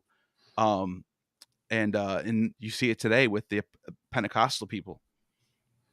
So those ideas are not new or not just American, but it is interesting that you only see it in America now. You only see the snake healers. Yeah, it's Yeah. funny. You know what? Because that verse in John, it says you'll drink poison and be bitten by snakes, and you won't you will not die. That wasn't in the original manuscripts. It was a later adaptation. So when these people are getting whizzed off to hospital, Bart Ehrman makes the joke like, I wonder if someone should point out to them like, hey, that verse wasn't initially in the original Greek, like, because not to say, look, I'm not saying that your Bible's wrong and it's not, whatever, but it's just like I'm not stating a prescription or anything. I'm just saying it's a fact that it wasn't in the original manuscripts. So or it probably explains why a lot of these people died. There's no Trinity. There's nothing about the Trinity in the New Testament. There's no, that word Trinity doesn't exist. And the closest verse you're going to get to a Trinity is 1 John 5:7. And if you can compare the King James to the NIV, you'll be like, one of them is a full paragraph, the other one's one sentence. The NIV has the right translation based on the manuscripts. But what happened is, in the time of who wrote the Textus Receptus? Erasmus was putting together what's called the majority text, Textus Receptus. He was putting together all the manuscripts into one mega Bible in Greek. He could not find one manuscript that said that there's a Trinity, that all three of these, the Father, the Son, and the Holy Spirit, are all one. So there was only in Latin this extra lengthy 1 John 5:7 verse only shows up in Latin. And Erasmus is like, no, I'm looking at the Greek here. I'm not trying to mess with these newer Latin Vulgate stuff. And so his contemporary was like, just make it happen here. And he gave him a fake manuscript. And so that verse, 1 John 5:7, is from the 15th or 16th century. It's added later. It's not. Okay, so you had it here first. The Trinity was not in the Bible. And Michael Jones, I want you to create the sassiest of replies to this video on your TikTok. Please. I would love for him to. I would love to try to refute what I just said. Pull us to shreds. Be the sassiest you can be. Let's go. I actually love. I love Michael Jones. I like Michael Jones, but I debate him on that all day long. I love. I learned that from Bart Ehrman. Oh, really? Yeah, wow. Bart Ehrman's the one who told me that. Oh, wow. There's so many videos that Michael's doing at the moment that are so funny, like, because it'll be like someone like, do you know that Jesus was a psychedelic vision of like it'll be like something like weird, like, or and he's just like, it's just I don't blame him for doing that. Yeah, if I was a Christian, I'd be doing the same content as him. I'd just be like, yeah, let's find the wackiest claim about Christians I can find and do a rebuttal to that. You know what I mean? Because there's no like Jesus mushroom heresy happening in the early Christian. That, like, Hippolytus and Justin Martyr, they're not refuting the Jesus mushroom people. You know what I mean? That doesn't exist. I'm looking for a book that I won't get it, but I've got. You want to know something though? You want to know the wildest heresy that I think actually I have a bunch of them that we haven't even talked about yet, but the one that came to mind right now thinking about mushrooms was, there's a group of Christians called the Alkasites. The Alkasites were living in the Persian Empire. So they're not Roman Christians, they're Persian Christians. They believe that Jesus, after he ascended into heaven, he became a 14-mile wide angel. 14 miles. He's so big that when he comes to Earth, you'll be able to see him from space. And he has a sister named the Holy Spirit. I can't remember. It might be Zoe. It might not. But he has a sister, Holy Spirit, who's just as big as him. And there's these two giant angels in the sky that are 14 miles long. This is what the Alkasites believe. This is crazy. Keep telling us a little bit about that. I'm just going to get this book. More. Okay, all right. That's the Alkasites. Another one that blows my mind is called the Simonians, followers of Simon Magus. So the story of Simon Magus is, after the book of Acts, everyone knows the story about Simon Magus in the book of Acts. He meets Peter. He wants to buy the Holy Spirit because he's a magician. He wants to use it for magic. Peter's like, this can't be sold, but here, I'll save you anyway. He gets saved. But there's an extra story that happens later on. And so he goes to Rome with his wife, Helena, and he starts a he starts a Christian movement in Rome called the Simonians. And the Simonians actually worship Simon Magus as the Christ. And they thought he was like as high as Zeus, and his wife Helena was as high as Athena. So you have Zeus and Athena are now Simon Magus and Helena. And then Peter comes back to Rome and finds him here, and he's like, let's have a duel, bro. And I'm just going to make my own version of this story, okay? I'll just to make it fun. Because this is not, obviously I'm making this up, but no, this is the text though. So I'm going to paraphrase it in a modern way to make it fun. So Peter comes back to Rome and he sees Simon Magus and he's like, and then Simon Magus is like, bruh, we're going to have a duel. I'm more powerful than you are because I had the Holy Spirit. And Peter's like, all right, let's go. Simon Magus starts flying up in the sky. He's in the sky like, yo, bro, what do you got, bro? I'm flying right now. You can't do this. Peter goes, really, dog? Boom, makes him fall right to the ground and kills him instantly. Peter just out magics him all day. And that's the end. Where can I read this? What are you talking about? This is insane. It's one of the Gnostic texts. It's Simon Magus. Man. So I get all my Gnostic texts from this. The Gnostic Bible, you get all the different groups. Okay. But yes, that's the story of Simon Magus. That's not in the Bible, but it's in one of the later texts, one of the 2nd century texts. And so, but it gets even crazier though. It gets even crazier because that's the story. That's how Simon Magus dies. But there's a group of Simonians that actually do exist. This is a real thing. There's a Roman cult of Christians in the 2nd century called the Simonians, who actually did worship Simon Magus. They had a statue of him. There's an old Etruscan god called Simon Sancus, and they took a statue of Simon Sancus, and it was on the island Tabor Island. There's a Tiber River right next to Rome, the city of Rome. There's an island there, and this is where they were. They had the statue of Simon Sancus, and they made it Simon Magus, and so they're worshiping Simon Magus as the Christ. Yeah. So that was the Christian group called the Simonians. And Helena, his wife Helena was Athena. So I'm telling you, these early Christians were so fun, man. They were so different and fun that I love talking about this stuff. That's why I told you, I was like, if we ever have a podcast, let's do early Christianity. Honestly, here's here's another book recommendation. I love that. There's actually it's actually still there. I have a friend. Yeah, that's Tabor Island. That's Tabor Island. Yeah. Now look up Simon Sancus. Simon Sancus. Or SEMON SANCUS.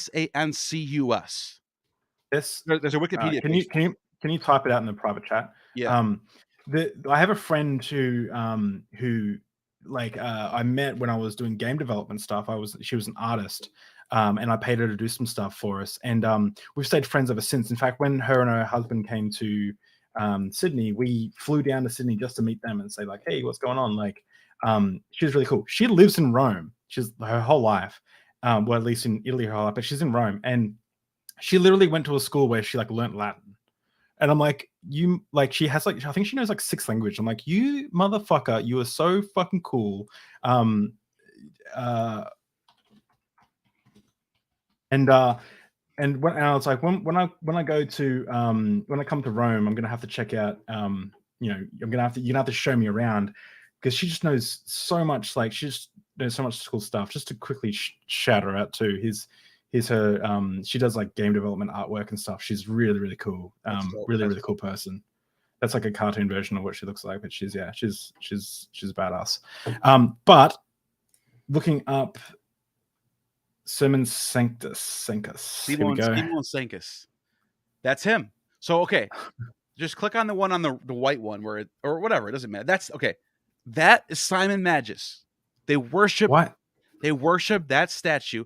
I don't think that's the exact one. I think we lost the one that. Okay, so I don't know what that. If you go to the one that's a color, that one. Why are their penises so big? That's what I want to know. I don't know, because he's a god. They're god. But they got such huge. That's no man can. That's just too big for any man to live up to. Well, anyways, that was the statue that they found. The Etruscans left it behind. It's not a new statue. They repurposed an old Etruscan god because the name sounded similar to Simon. So Simon Sancus becomes Simon Magus, and they worship him as the high god. He's not even like Jesus, where he's the subordinate god. He's the highest. He somehow became the highest god in the pantheon, which is so mind-blowing. Within Christianity. Within Christianity, yeah. They were called Christians. This is so wild. Yeah, that's not like, there are people who are deified after Jesus in Christianity that you don't know about. Simon Magus, Epiphanes was the other one. There's a whole bunch of them. You know? Wow.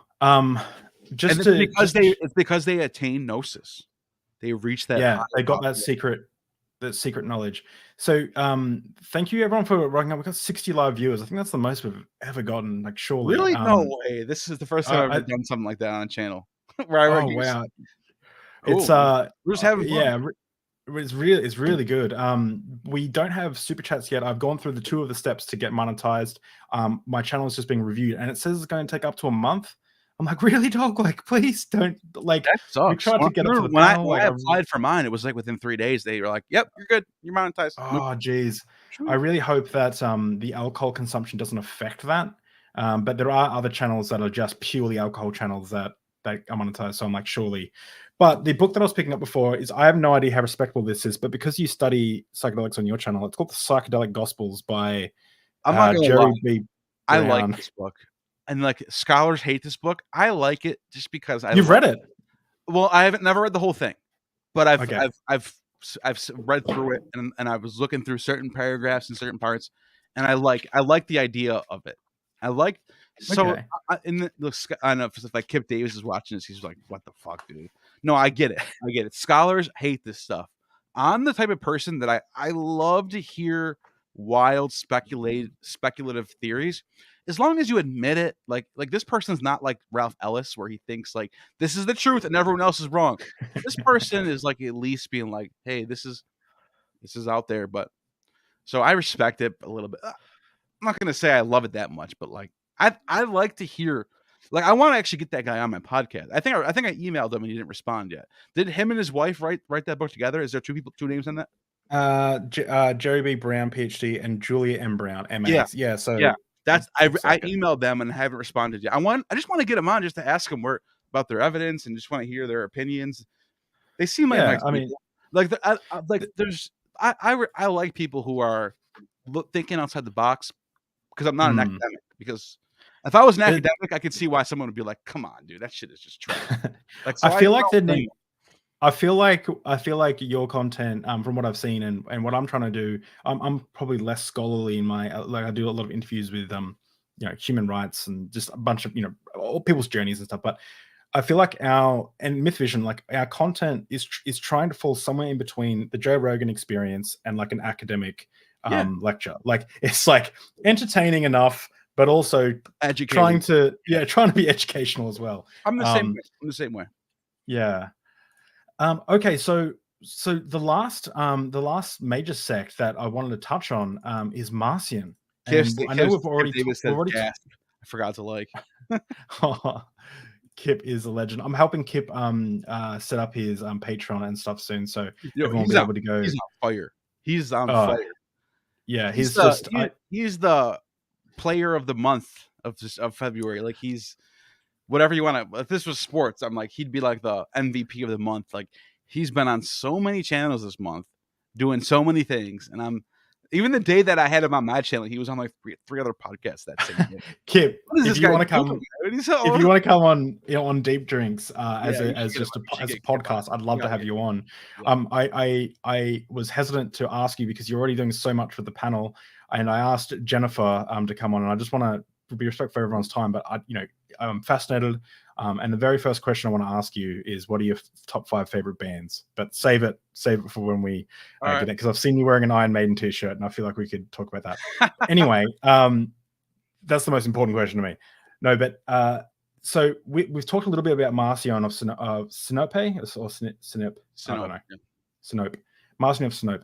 So can you tell us a little bit more about Marcion? So he rejected the Old Testament, right?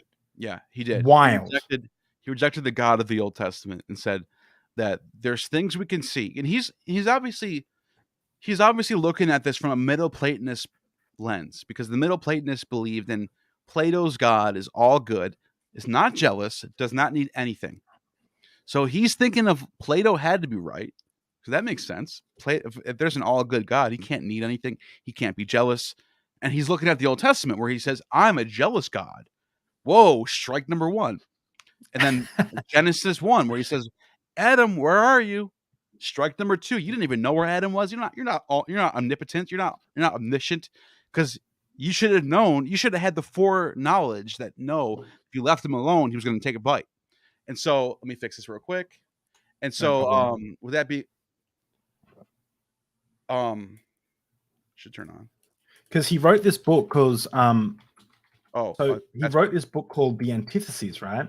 Yeah. And we don't actually have a copy of the Antitheses, but we have a response from someone who was trying to discredit the Antitheses, right? Yeah. Yeah. So it'd be like not having the Bible, but having Paul Copan's book explaining the atrocities of the Bible. It's like it's like that, yeah. And we have enough in there to sort of reconstruct what Marcion was about. And so Marcion, like I said, he's pointing to Old Testament stuff. The sending the she-bears after kids to eat them, that's not a good God. That's an evil God. And the idea that he needs blood sacrifice, that he needs you to slaughter an animal, and that's like, we're talking, the Pythagoreans and the Orphics were like, they were into vegetarian lifestyles. And so he's coming out of that. And so that's Marcion. But Marcion is also very interesting, where he points out that Jesus in the New Testament, I think it's John that he's talking. I think it's either John or Luke. And I'm sorry, Kip, that I don't know which one it is. Kip's going to yell at you. Yeah, one of those two texts that he's pointing out that Jesus talking to the Pharisees, and he says, your father, the devil.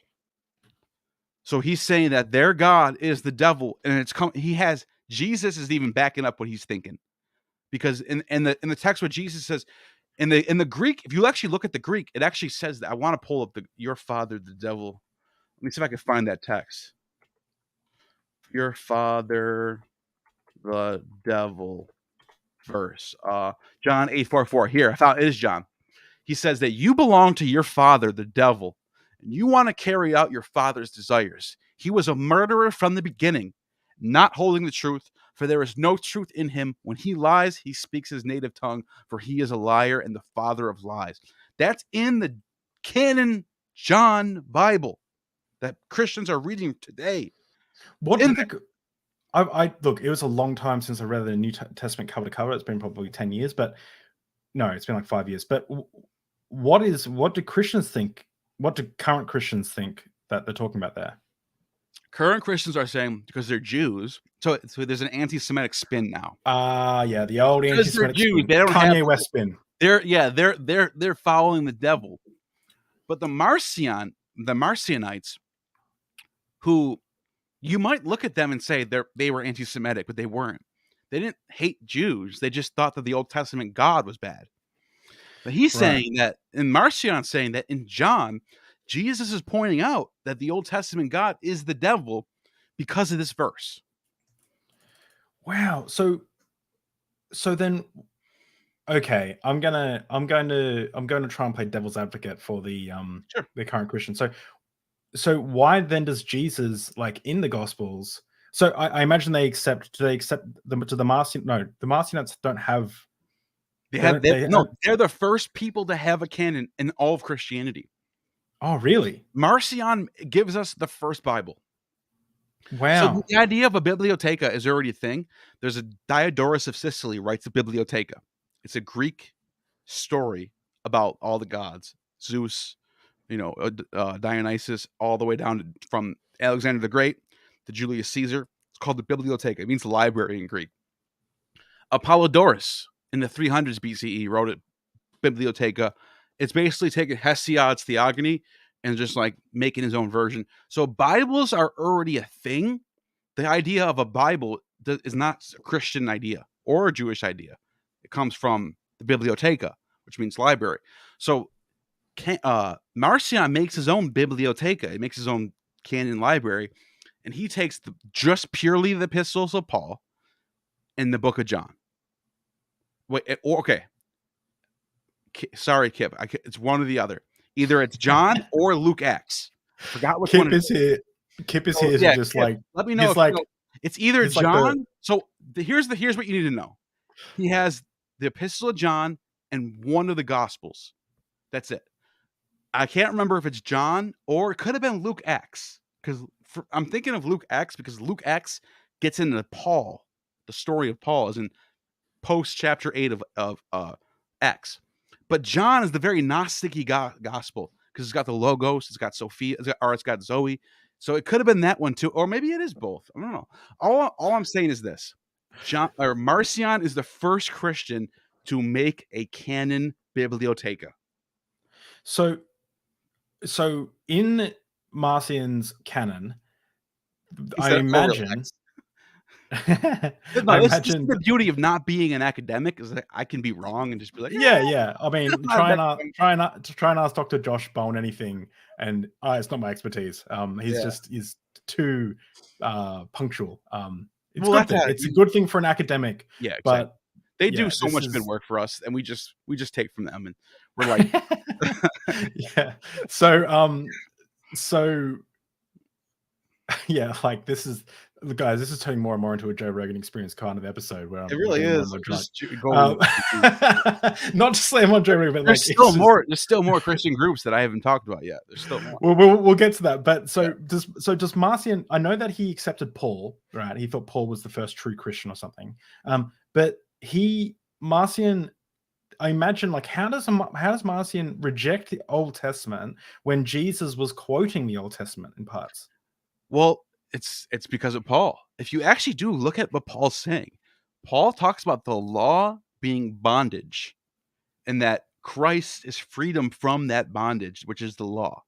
So this anti-law, which by default is anti-Old Testament, because the Old Testament is the law. The Torah is the law. So if the law is bondage, it's only natural to be anti-Old Testament. So Marcion, who claims to be a student of Paul, which is probably not true. He probably was a student of Paul, because the dates don't match up. Paul died in the 60s.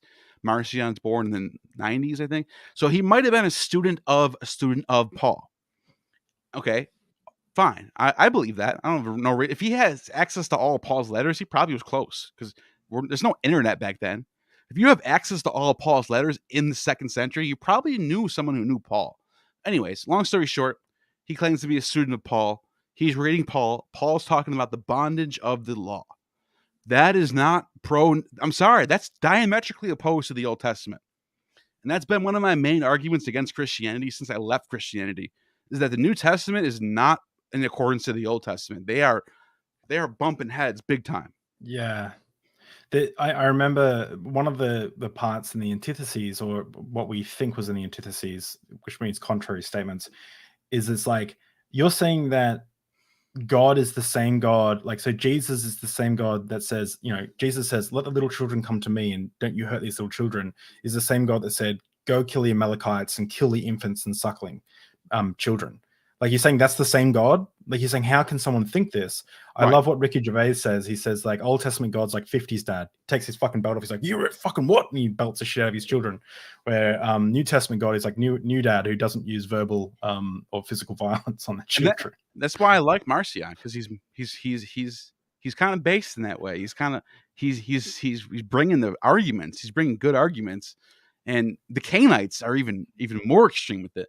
It's not even about like trying to like balance out truth with the gospel. The Cainites are straight up saying, no, flip it entirely on its head. Cain is the good guy, Abel's bad, Old Testament God bad, Judas good, Eve good, serpent good, every bad character good, every good character bad. That's the Cainites for you. The Cainites were gangsters, man. They were, those Cainites were something else, man. I love talking about the Cainites. Okay, so all right, so we've gone through a lot, but we've gone through the Ebionites, Gnostics, proto-orthodox, Marcionites, and so do you want to touch on your favorite, which is My favorite is the Nasenes, because I love the okay. syncretism about them. We already touched on them. The Nicene preacher, he's obviously a Middle Platonist. He's obviously a pagan. Yeah, I would say he's a pagan. He's talking about Attis and Osiris and Pan, which is like the devil, basically. He looks like the devil. And Christians do call it, saying the devil. The reason why the devil looks like Pan later on is because there's a pit in Israel, and the location where the transfiguration went down in the Gospels, where there's Jesus, Moses, and Elijah on that mountain. Below that, there's a pit that leads to Hades, and it's called the Sanctuary of Pan. So the idea of Pan being the devil probably comes from that idea, and also in the Old Testament, there's this idea of like in the desert, there's satyrs are calling to one another, where Lilith dwells. This is in Isaiah. And so satyrs are those horned goat-looking guys. So Pan becomes the image of the devil. But so the Nicene preacher is like, that's the Christ. He's Dionysus, Pan, Orpheus, Attis, Osiris. Those are all Christ. They were all leading up to Christ. But and you might think of that, and Christians might be watching this and say, obviously that's heretical. I don't like Irenaeus is based for saying he's a heretic. But check this out. The church historian Eusebius writes a book called, I actually have it over here somewhere. Oh, it's behind me. Preparation for the Gospel. And in this book, he lays out all this literature from Plato, from Porphyry, and from the pagan world. This priest called Sancho Neathan. And he's talking about all these old ancient Greek stories that are leading up to the Christ, basically. He's saying there's a story of this god named Saturn, who's also called El in Hebrew. So the god El from the Old Testament is deified as the star Saturn, or called Kronos, and he sacrifices his only son, Yehud, to Aranos. And this is the mystical sacrifice of the Phoenicians, to sacrifice your only son for the sins of mankind. And he says this is preparation for the Gospels. So the idea that pagans can have prophecy just like the Old Testament can have prophecy is not considered heretical it's not just the Nasenes doing this. You have Eusebius is doing this too. That made sense? It does. This is blowing my mind. All of this is it's because the universal church, which the Catholic means universal, they really are trying to stress everything. It's not just the Old Testament leading up to Christ, it's everything leading up to Christ. It's you know what I mean? The pagans and everyone, they're all everything's pointing to Christ. They're all trying to make that argument. That's becoming by the time it gets to Eusebius, it's it's an established argument that Christ is the end of all. This is the true religion. Everyone stop now, or we figured it out. That's what they're trying to say, basically. It's absolutely incredible. So we were talking prior to the stream about because we only started chatting yesterday, and we got Derek introduced us to each other, and we got on a video chat, and instantly I could just tell we could just ramble we could just talk for days. And one of the things you asked, you said you want to talk about is what are some of the earliest, what are some of the most craziest beliefs? What are the weirdest beliefs do you think that were in early Christianity? So I mentioned the Cainites, obviously. So the Docetists are interesting. The Docetists, there's a group called the Docetists. There's so many more than I thought there was. I don't even know them all. Okay, I'm just going to say this real quick. Recommend this right here. Refutation of All Heresies by Hippolytus of Rome. This is where I'm getting all this from. If I'm not getting it from here, I'm getting it from David Litwa or Bart Ehrman. Or Celine Lilly. She's great too, by the way. She wrote a book called The Rape of Eve. And she argues that Eve is the Christ. She's a savior. Great. I had her on my channel. Anyways, so the Docetists are the closest thing you're going to get to a mythicist, because in all these heresies, mythicism never comes up. There's no one's even. That's not even. No, everybody just thinks Jesus existed, but the Docetists think Jesus, when he was here on earth, he was a phasma, a ghost. They thought like he wasn't human, but he was going through life as a ghost and doing all of his acts as a ghost, and he never actually had flesh because flesh is bad, so he can't be a flesh. Yeah, right. That's that's a pretty wild claim. Docetism was actually pretty popular too, and the church really had to like battle that out for a while. Wow. But the exact opposite of that would be the Arians, and this is later. This is 3rd, 4th century from Arius, and he taught that Christ was subordinate. Christ wasn't, he did become. He is the Son of God. He is, divine, but he's still subordinate to the Father. And if you ask me, my personal opinion, if I had to say what's the most biblically accurate Christian belief, it's the Arians. They're the most, like, if you just took the canon, the books that are in the New Testament, the 27 books of the New Testament, it said which Christian matches up with those books the best, the Arians do. Because there's no Oh, wow. the idea of Christ being the same as the Father when he's praying to his own Father and saying, "Father, why have you forsaken me?" or all this stuff. Oh, he's praying to himself. Yeah, that doesn't make any sense. But the Arians made sense. They said, okay, he's still divine, but he's subordinate to the Father. And for some reason, the Christians couldn't deal with that. Like the church was like, no, that can't be true. And like that, the Arians almost won out. They almost became the Orthodox. In fact, when Rome got sacked in 476, guess who came in when the barbarians sacked Rome? They were not pagans from Germany. They were not German pagans.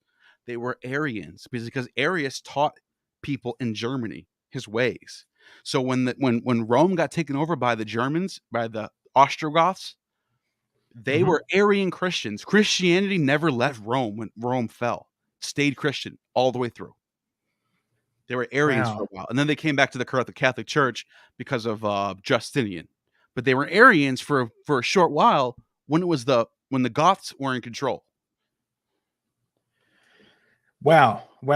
So, just for everyone interested in the chat, I have dropped some links for the Refutation of All Heresies, for the Gnostic Bible Revised and Expanded Edition, and the Nag Hammadi Light Scriptures, which is the book that I've read but I haven't read yet. And these go through a lot of what we're talking about here. We're currently trying to get monetized. I'm going through the process I mentioned before. I have to get reviewed on this channel. And we're just waiting to get reviewed. Hopefully it happens soon. But if you want to support the channel, if you use those links, I'll get a little bit of money for that, and which will help me get better guests and hopefully move to do this full time. There are so many people I want to have deep conversations with. And I see so many amazing people in the chat, including Maya, who I've become a recent fan of yours, Maya Atkinson. So I want to say hello to her and everyone else. Thank you for coming out. So okay, I got a couple. There's one more group that I want to mention that is really, let's do that. Let's jump into that. One last group that I think needs to be mentioned is the Noetians. The Noetians have no Trinity, but they thought that Yahweh and Jesus are the same. So the Orthodoxies are probably watching this like, yeah, that's true. Yeah, well, tell us more. But there's no Trinity. They think that Yahweh came into the world as a human who was Jesus, lived his life, died, resurrected, and then went back to being Yahweh again. So there's one God. It's completely monotheistic, but Jesus and Yahweh are the same person. One of them is flesh, one of them is spirit. That's it. There's no Holy Spirit. So yeah. Noetian, is it, how do you spell that? Noetians.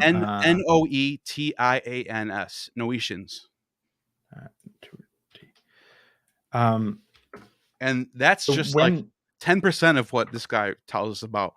There's so many more Christian groups out there, but like I think I named like 15 by now, right? I named a lot of them. The more you mention, the more we have to drink in celebrating remembrance of these. And I'm nearly, the bottle's nearly, it's half done for me. Well, I've still got this cup, but so. Okay, cool. This is all super interesting. I had a question actually about psychedelics. Yeah. I've heard it said. Now I know this is going to be fringe of the fringe, right? This is not a this is a meme. This is meme level like scholarship, right? I've heard that people have attributed the burning bush that Moses saw in the Old Testament to be a psychedelic plant that was in Ayahuasca. That's what they say. The acacia tree, because that's where you get ayahuasca and DMT from. Right. Okay. So is there any? There's no is there any? No. Okay. It's all speculative. My headphones. Interesting. It's all made up.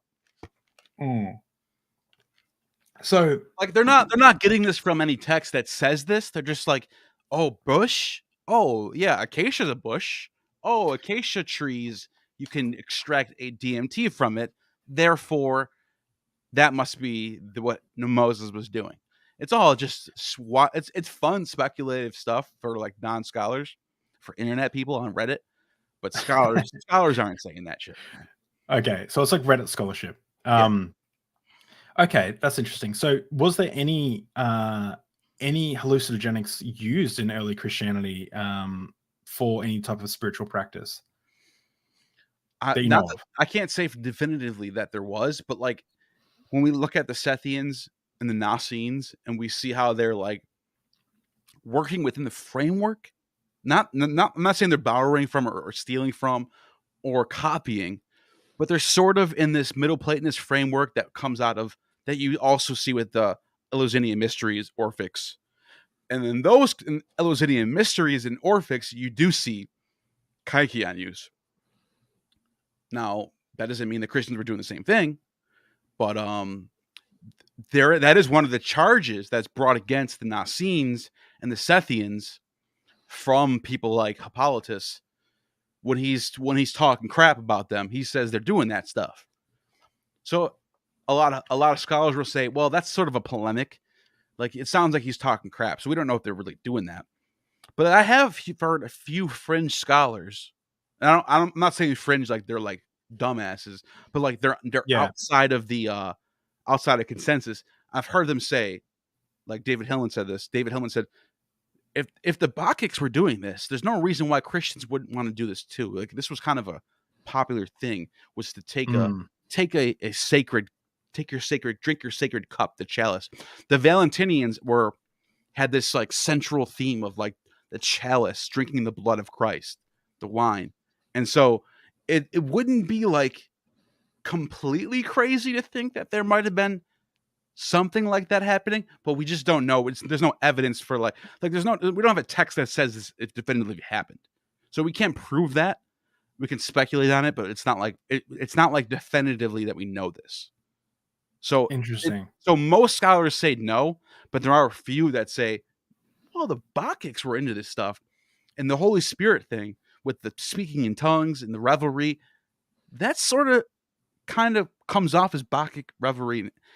Like it might not be a stretch that they're doing this as well. So it might be there. Are there there are obviously other religions that focus heavily on psychedelics, right? Like especially some more Eleusinian mysteries. Eleusinian mysteries. Carl Ruck has laid this out. I had it on my channel twice. They drank the Kaikion.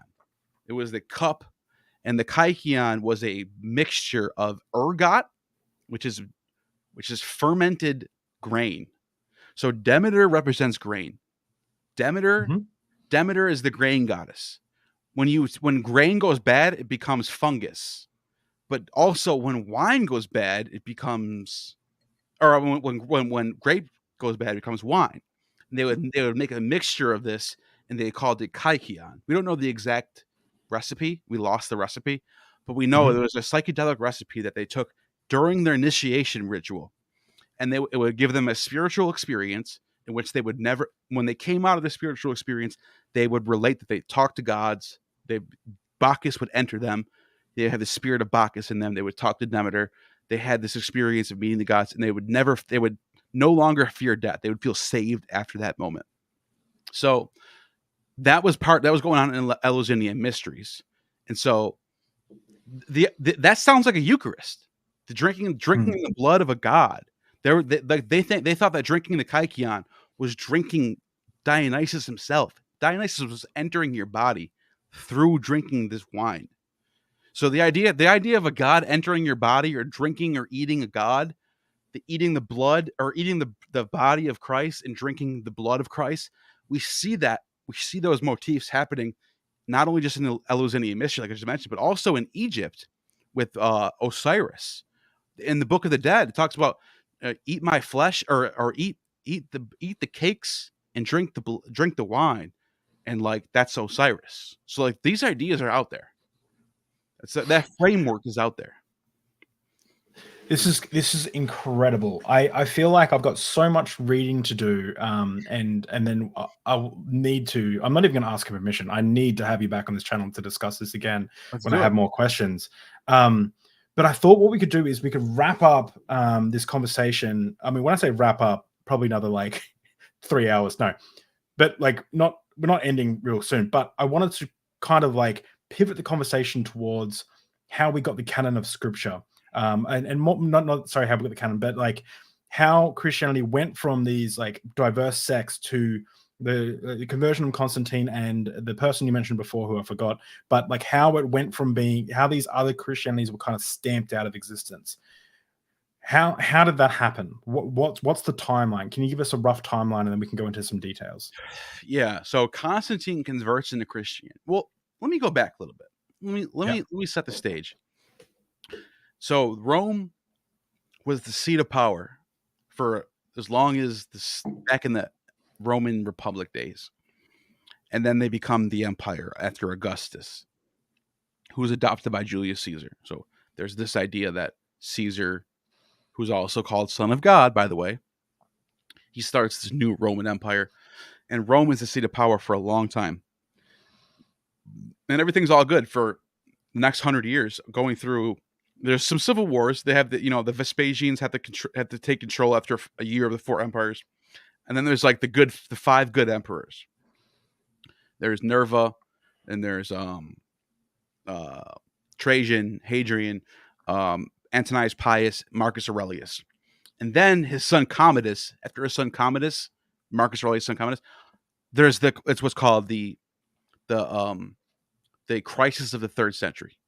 And then Rome so Diocletian moves all the resources that are in Rome to Constantinople. And he starts moving all the main, everything's moving over there. By the time we get to Constantine, or no, let me just set the stage for a second. Before that happens though, there's a emperor called Elagabalus.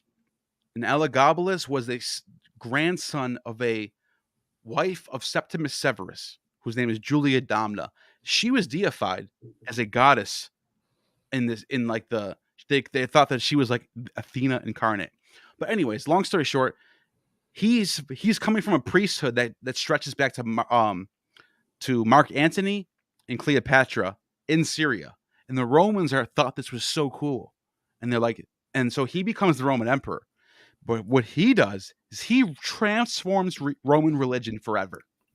So up until that time period, you worshiped Jupiter, you worshiped, Saturn, you worshiped Diaroma, Dionysus. There's all the traditional gods, the pagan gods. But then when Elagabalus takes over and becomes the Roman emperor for a short while, he transforms the Roman religion. And this god called Elagabalus, who's a sun god, becomes the highest god in the pantheon. I've just to pipe in quickly. Just a quick question. I've heard that that Christians were called atheists in Rome. Yeah. If they didn't accept, they were called so Christians were called atheists because they didn't accept the gods of Rome. Is that right? Yeah. They were called atheists because they didn't believe in Jupiter, they didn't believe in Athena, they didn't believe in Saturn. They just believed in Jesus, and that's it. So they were called atheists because they didn't believe in the traditional pagan way. Those damn atheists. Yeah, those damn atheists. In fact, I'll get to this in a second because Julian the Apostate writes all this stuff about the atheists, and he's talking about the Christians. But Elagabalus transforms Roman religion. The sun god becomes a new thing. It's this synchronistic, Platonist like sun god thing where Mithras and Jupiter and Helios kind of get rolled into one, and they become Sol Invictus. And Aurelian loves this. Aurelian saves the empire. The empire is about to break off into 3 parts. The Gallic Empire in the west, that's Gaul, is becoming its own thing. And the Palmyrian Empire is breaking off of Rome too. So Rome was about to fall. In the 3rd century, Rome almost fell. Aurelian saves the Rome from falling, but he really loves this sun god thing. So after that, that's it. Rome, the old religion as we know it, is done. Christianity didn't dethrone the old religion. The old religion was already gone from this sun god thing. So now, going into the 3rd, 4th century, there's this idea that these Syrian and Jewish religions are the true religions. So you have Sol Invictus, Christianity, Judaism. That's kind of like what everyone's into now. It's like the new thing. And when we get to Constantine, those are the 2 major religions of his legions. The people that are running the legions are like the power behind everything. If you have 10 legions, you can do what you want. You can just take over cities. You can do whatever you want. And whatever those legions believe in, whatever religion those legions are believing, that's going to be the religion of the empire. So those legions are split between the Sol Invictus religion that comes out of the Elagabalus tradition, sun god religion, and then you have Christianity, which is becoming super popular because Christianity is telling you can have eternal life just by believing in this thing. People like that. Like, oh, really? I can just believe in Jesus and have eternal life? That's great. And so that's it's becoming popular because of that. Now we get to Constantine. Constantine gets converted to Christianity. Now we have a Roman emperor who's putting his own power and funds and time into this religion. So he doesn't make all the other religions illegal. And he doesn't make Christianity the state religion either. There's actually something happens in between then. You have Julian the Apostate. He tries to revert back to the Sol Invictus religion. He gets killed by the Christians in Parthia as he's invading the Parthians. And then, anyways, that ends up bad. Christianity takes control again. A couple decades later, Theodosius becomes the emperor. And he is just a complete fundamentalist, dogmatic Christian. He decides that like Ken Ham of the imagine Ken Ham as emperor. Or Ken Ham. So we have this Ken Ham looking emperor. He just I hate Theodosius. Every time I think of Theodosius, I get mad because he ruined the world. He really did. He closes down all the pagan temples, shuts down the libraries.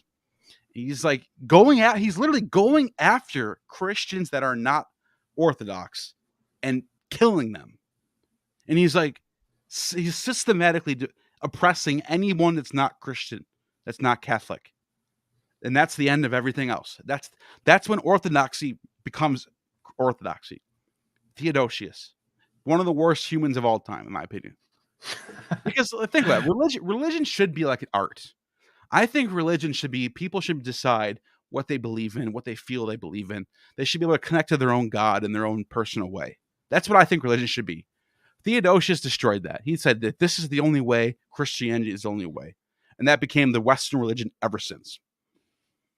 And that's how it happened. Yeah, so he was 379 to 395 is he was the Roman emperor. He raided famous temples. He shut down the Temple of Athena in Athens, which was up for hundreds of years, thousands maybe. He shut down the Temple of Serapis, which was in Egypt, that was dedicated to Osiris and Isis. That was like super famous, and he had like mobs go and attack and destroy and burn it down. He had Pergamum destroyed. He was just horrible, dude. He sucked. That dude sucked. That's Ken Ham. The Ken Ham of antiquity, or the Roman Empire. It reminds me a little bit of like when the Taliban destroyed like Buddhist statues in I think it was Pakistan. Like the local Muslims were devastated because those Buddhist statues were very old. Like they were huge, very old. They were special to the people who even as an atheist, don't you feel bad about that? Isn't that horrible to hear that? Because you're like it's like let people have their sacred institutions. Yeah, let them have their traditions. Like as an atheist, like I'm not like anti-Semitic or or anti-Muslim. Like I think people should believe what they want to believe in. I love religion. It's just a very different love that I had from when I was religious. It's like It's like It's tradition. religion to me is like humanity. It's like it's beautiful in so many ways. It's horrific in so many other ways. It's Right. dramatic. It's humanity's first attempt at trying to understand the cosmos, and it's the first science. history. Yeah, it's like, and it's beautiful in so many ways because of that. Like even the horrific parts are beautiful. It's like, damn, like this stuff, like you know, it encompasses like humanity and psychology and like what and who we are as people. Like it's important, and to see things like this be destroyed or removed, it's horrible. Like I'm not a fan of destroying even like some of my favorite places to go. Like when my wife and I, you know, we went to Europe, some of my favorite places were the churches. Like I love going to the churches. Of course, we were still Christian at the time, or we considered that. Well, I was questioning, but there was this. I don't know if you know of this. This is kind of weird history, but there's this church in Prague that we went to, right? And there is a church. Commenters, if anyone in the comment have been here, have been here, I'd love to. I'm going to find it. A beautiful city, by the way. I'm Polish, so I know about Prague. Oh, cool. Prague is that's the city right there. That's you know. We tried to be travel vloggers for about two minutes when we went over there. We weren't very good, and like our channel has got like 7 views and stuff. Like it's I can't even find it when I look it up. But when we went to Prague, there's this church that we went to that I think it was like 400 years ago, someone tried to steal something. Here we go. Yeah, no, I know what you're talking about. One of the churches in Prague is one of the most famous in the world. I know what you're talking about. Is it Saint Benedictus or no? No, it's not that one. So there's this church where look at us travel blogging, but there's this church here, and what happened is someone tried to steal some jewelry, and they caught him. It might be Saint Vitus. Oh, and they cut off his hand. Wow. And they hung the hand from the ceiling, and it's still there today. Just this shriveled hand. Are you serious? There's no signs or anything. I'm about to show it, so if you're squeamish, look away. But you can't really see anything. I'll see it. I'll look at it. So this is my wife talking about it. We go into this church. So this is the church. Creepy as yeah. That's a beautiful looking church. That's it. That's the hand hanging from. That is savage, dude. What the hell? They're hanging. And we're like, what the fuck? Oh my so this God. Is it was wild. Like this yeah. Hey, I'll be right back. I'm in the bathroom real quick. Just keep talking up right no back. worries. So it was wild to me. It's like this decrepit hand that's just there. Yeah, it's just beautiful. I shot all of this on my iPhone 7. I was so proud of how the footage that came out. It's just incredible. Apparently too, we never went to this church, but there was this one church in Prague that had like 2 brothers, I think it was, that were fighting about how more holy their part of the church could be. So they filled it with so much like gold and stuff. But yeah, this is the church. I don't know what the actual church is called, but yeah, it's just wild, right? A decrepit hand still hanging there 400 years later. I think it's 400 years, but yeah, we're both just like that is some crazy stuff. Yeah. Yeah, me and Derek tried doing that. We went to Israel, did some blogging there. So that's where I've seen you from. I thought I saw you. Yeah, me and Derek together. Yeah, I love that. You baptized each other in the Jordan River. Do you want to know some crazy shit? When we were in the water, we didn't know this. We didn't know there was a solar eclipse happening while we were in the water. Oh, so wow! We made a joke. We're like, that's some. Instead of like the spirit coming down and like the light, we're like, it got dark. Like it was like an atheist baptism. Like we were joking around about that, but like it blew our minds. We thought they were joking with us because we got back into the bus and somebody said, "Hey, a solar eclipse just happened." We were like, "What time?" And they said the time. We're like, "Dude, we were in the water in that time." Like, it just blew our minds that a solar eclipse happens. We're in the Jordan River baptizing each other as jokes, and then that's us. Yeah. Oh, I love that. I missed it there, man. That was a really good trip. I love Derek, man. I owe so much to Derek, man. You don't even know. Derek is such a good dude. I will always. That's me. Oh, I said to Derek, I said he's always like I said, I love what he's Derek, done for man. this channel, and like I've spent hours talking to Derek on the phone back when back a long time ago. Just such a good. He's always going to be my good graces. He wants to help everybody. Like yeah. He goes out of his way to help anyone who asks him. Like and if anyone doesn't know, I started my channel with 200 subscribers, and I reached out to interview him because I was so fascinated by his channel. And he responded right away, and I got him on my channel. And then he started promoting my channel, and he's the reason why I'm where I'm at. Like hands down, I owe it all to Derek. I swear to, I owe it all to Derek. Derek is like let's just have a big Derek fest. He's probably not even listening, doesn't even care. No, he's fine. Derek, he's doing work. He's working right now. He's always working. He's a hard worker, dude. He's crushing it. And I learned from him a lot of things on how to really work hard and do and try to be as good as possible. Like I look up to him. We both struggle with substance abuse, and he's 2 years ahead of me. So he got clean 2 years before I did. And he started his channel. He started his channel 2 years before I did. He's also 2 years older than me. So it's like this weird coincidence that I met this guy, and I'm just following his path, man. He's such a great guy. He really is. He's he if anyone doesn't know, like go check out his Surviving Heroin Religion. Like he talks about deconstructing his faith in the middle of overcoming heroin addiction, and like he's just because that's it. And it's Derek and the other Derek Bennett too. We all have addiction and alcoholic past, and part of the 12-step program is believing in a higher power. Yeah. So when you're in a religion, it's all good. You have your higher power, but once you start deconstructing, now you have a conflict here. Is this going to affect my sobriety? Because my sobriety depends on a higher power. It's a weird predicament that no one's figured out yet. This is going to. I'm wondering if I should say this or not. Say it. Say it. Okay, hang on a second. If you don't have to, but. No, I've never said this on stream because I knew that I thought it would get taken out of context. I don't even know if Derek knows this. I'm gonna get real with everyone. Hang on. Let me just find it. When you type in Dave McDonald on YouTube, it comes up with this clip that says Dave McDonald was a racist, but God changed his heart. And it's like this dude here. Who's that guy? I have no idea who that guy is, but God changed his heart. He used to be a racist.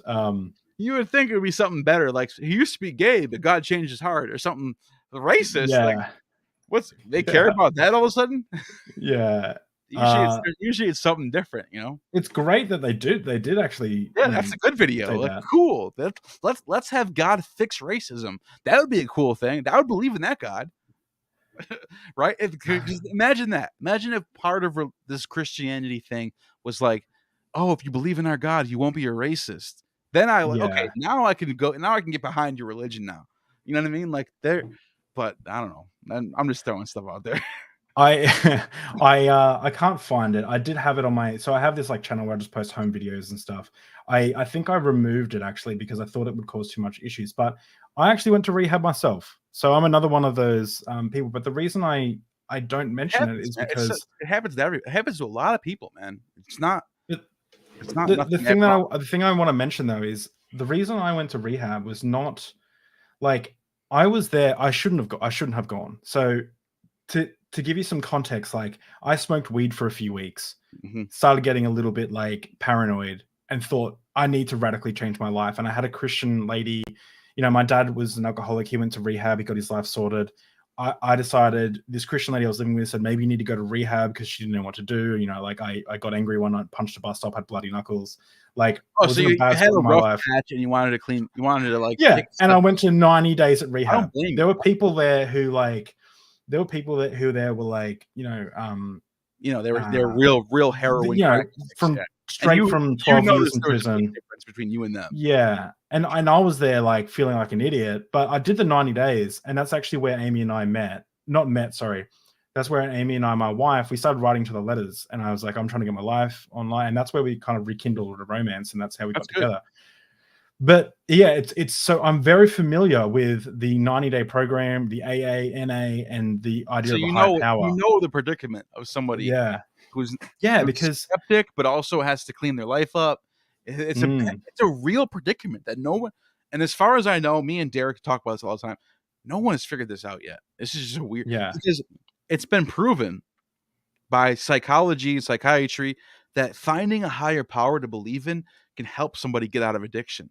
That's a proven thing. oh, of course. I'm not saying It, that's not a real thing. It's just that like once we get into all this other subjects like science and is religion good, is religion bad, then all of a sudden we're in a predicament. Should we help the addicts? Should we not? Like what it's yeah, a real predicament. It really is. there was this person at one of the NA meetings we went to who said they were 20 years clean, and their higher power was a truck.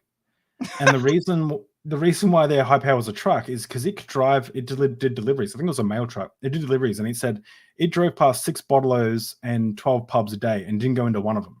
That was and he didn't have that power. So he said that he didn't have the ability to do that. So that was his higher power. And I was like, that's interesting. And he was 20 years clean. That's and that system of choosing a higher power based on your own self, I can get behind that. Mm, Like, there's no dogma in that. It's like it's an artistic expression of the self and finding a God yeah, that represents like your values. That I can yeah. get behind all day long. It's just that Look, when we get into like this dogmatic, here's the 10 commandments and you better do this or that, that's when problems come arise. You know what I mean?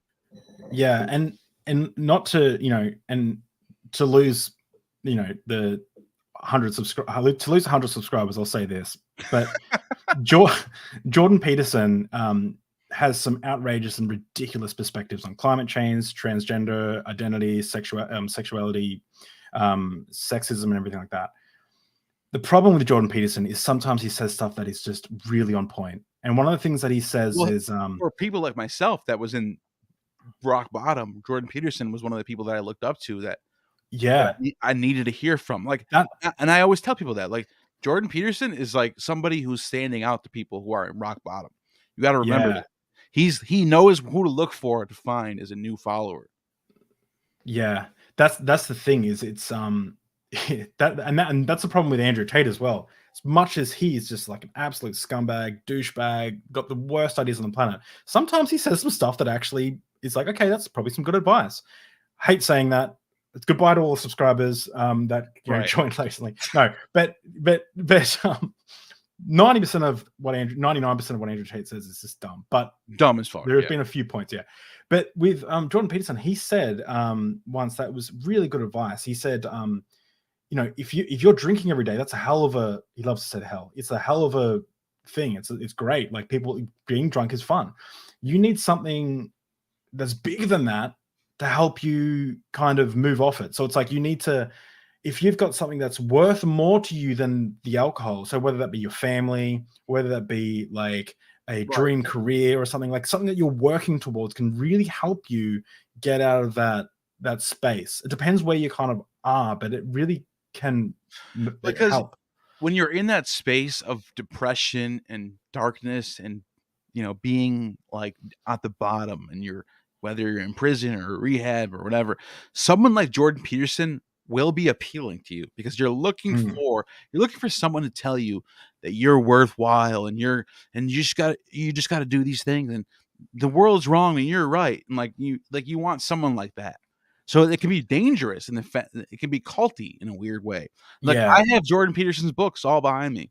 I had that phase in my life where I was a big Jordan Peterson fan, and like I'm glad that I'm past that now, because there's too much anti-trans, anti-progressive, anti-everything, dude. He's very harmful, and his overall 100%. The thing is, though, I would still encourage people to understand his arguments, because I think the problem is a lot of people, I'm on the left. I consider myself a LGBT ally. Like I'm on the left, but I think the issue with censoring these people is no one has an idea on how to actually argue against these ideas anymore, because we just banish them, like mute them, call them names, and like block them on Twitter or whatever. I think people should understand that a lot of his ideas are very stupid, but some of his ideas actually are right. And that's why people get attracted to him and then fall into the trap of believing all these ridiculous perspectives. Yeah, I think it's better to have the discussions and dialogues that you can actually refute the bad ideas and show, because a lot of people will say, okay, if you talk to somebody who's on the opposite side of you of the political aisle, just having a conversation with that person is bad because you're platforming them. But if you don't show yourself challenging those ideas, that can be an echo chamber over there. And if it's not challenged, people won't see it. So even if you don't convince that person that you're debating to change, at least someone who's watching can hear your arguments against them, and that could help the person. So I think it's I'm not saying we should platform everybody and just give them all, but I'm saying it's probably better to have some dialogue and not just let them have fester in an echo chamber, right? Exactly. Well, we've definitely gone off track. Thanks for the wine, but I'm having a good time anyway. Yeah. I have some. If anyone's got some questions, drop them in the thing now. But I've got some questions for you, Neil. Neil, actually, I have a younger brother named Neil. Spelled differently, but a legend of a dude. Sure. So he's actually, my little brother Neil is actually probably one that got me to think. Got me one to think critically about science and things in the first place. Like I would come to him with my testimonies of cool ideas, and he would ask me about the science and got me to think more critically. It was really cool. He's a younger brother. He's in video. A lot of ways I look up to him. His name is Neil. Same spelling as me. Yeah, Nailo. Different last name, but cool guy. In fact, when we got back from one of the things I wanted to do when I got back from Europe, just talking about that Europe trip, is we made wizard staffs. Do you know what wizard staffs are? Like with drinking? Yeah, the staff, like the magic, like the. No, well, yeah, I know what they are. But I mean, so what we do in Australia is you drink a can of beer, and then you drink another can, and then you tape it to the other beer. And then you keep doing that. And then once you get it over your head in length, that's called a wizard staff. So when we got back from Europe, me and him sat there watching movies all night and drinking beers. I was actually relatively sober because it took 12 hours to drink 15 beers or whatever. So, but at the end, we had these long staffs and we walked around the block at 7 a.m. and everyone was beeping their horns. That's classic Australia, right? But yeah, I made wizard staff with him. So it was cool. Anyway, so not to get too distracted, but so these are the questions I like to ask all my guests. So I have a bunch, but what is the best advice you've ever been given?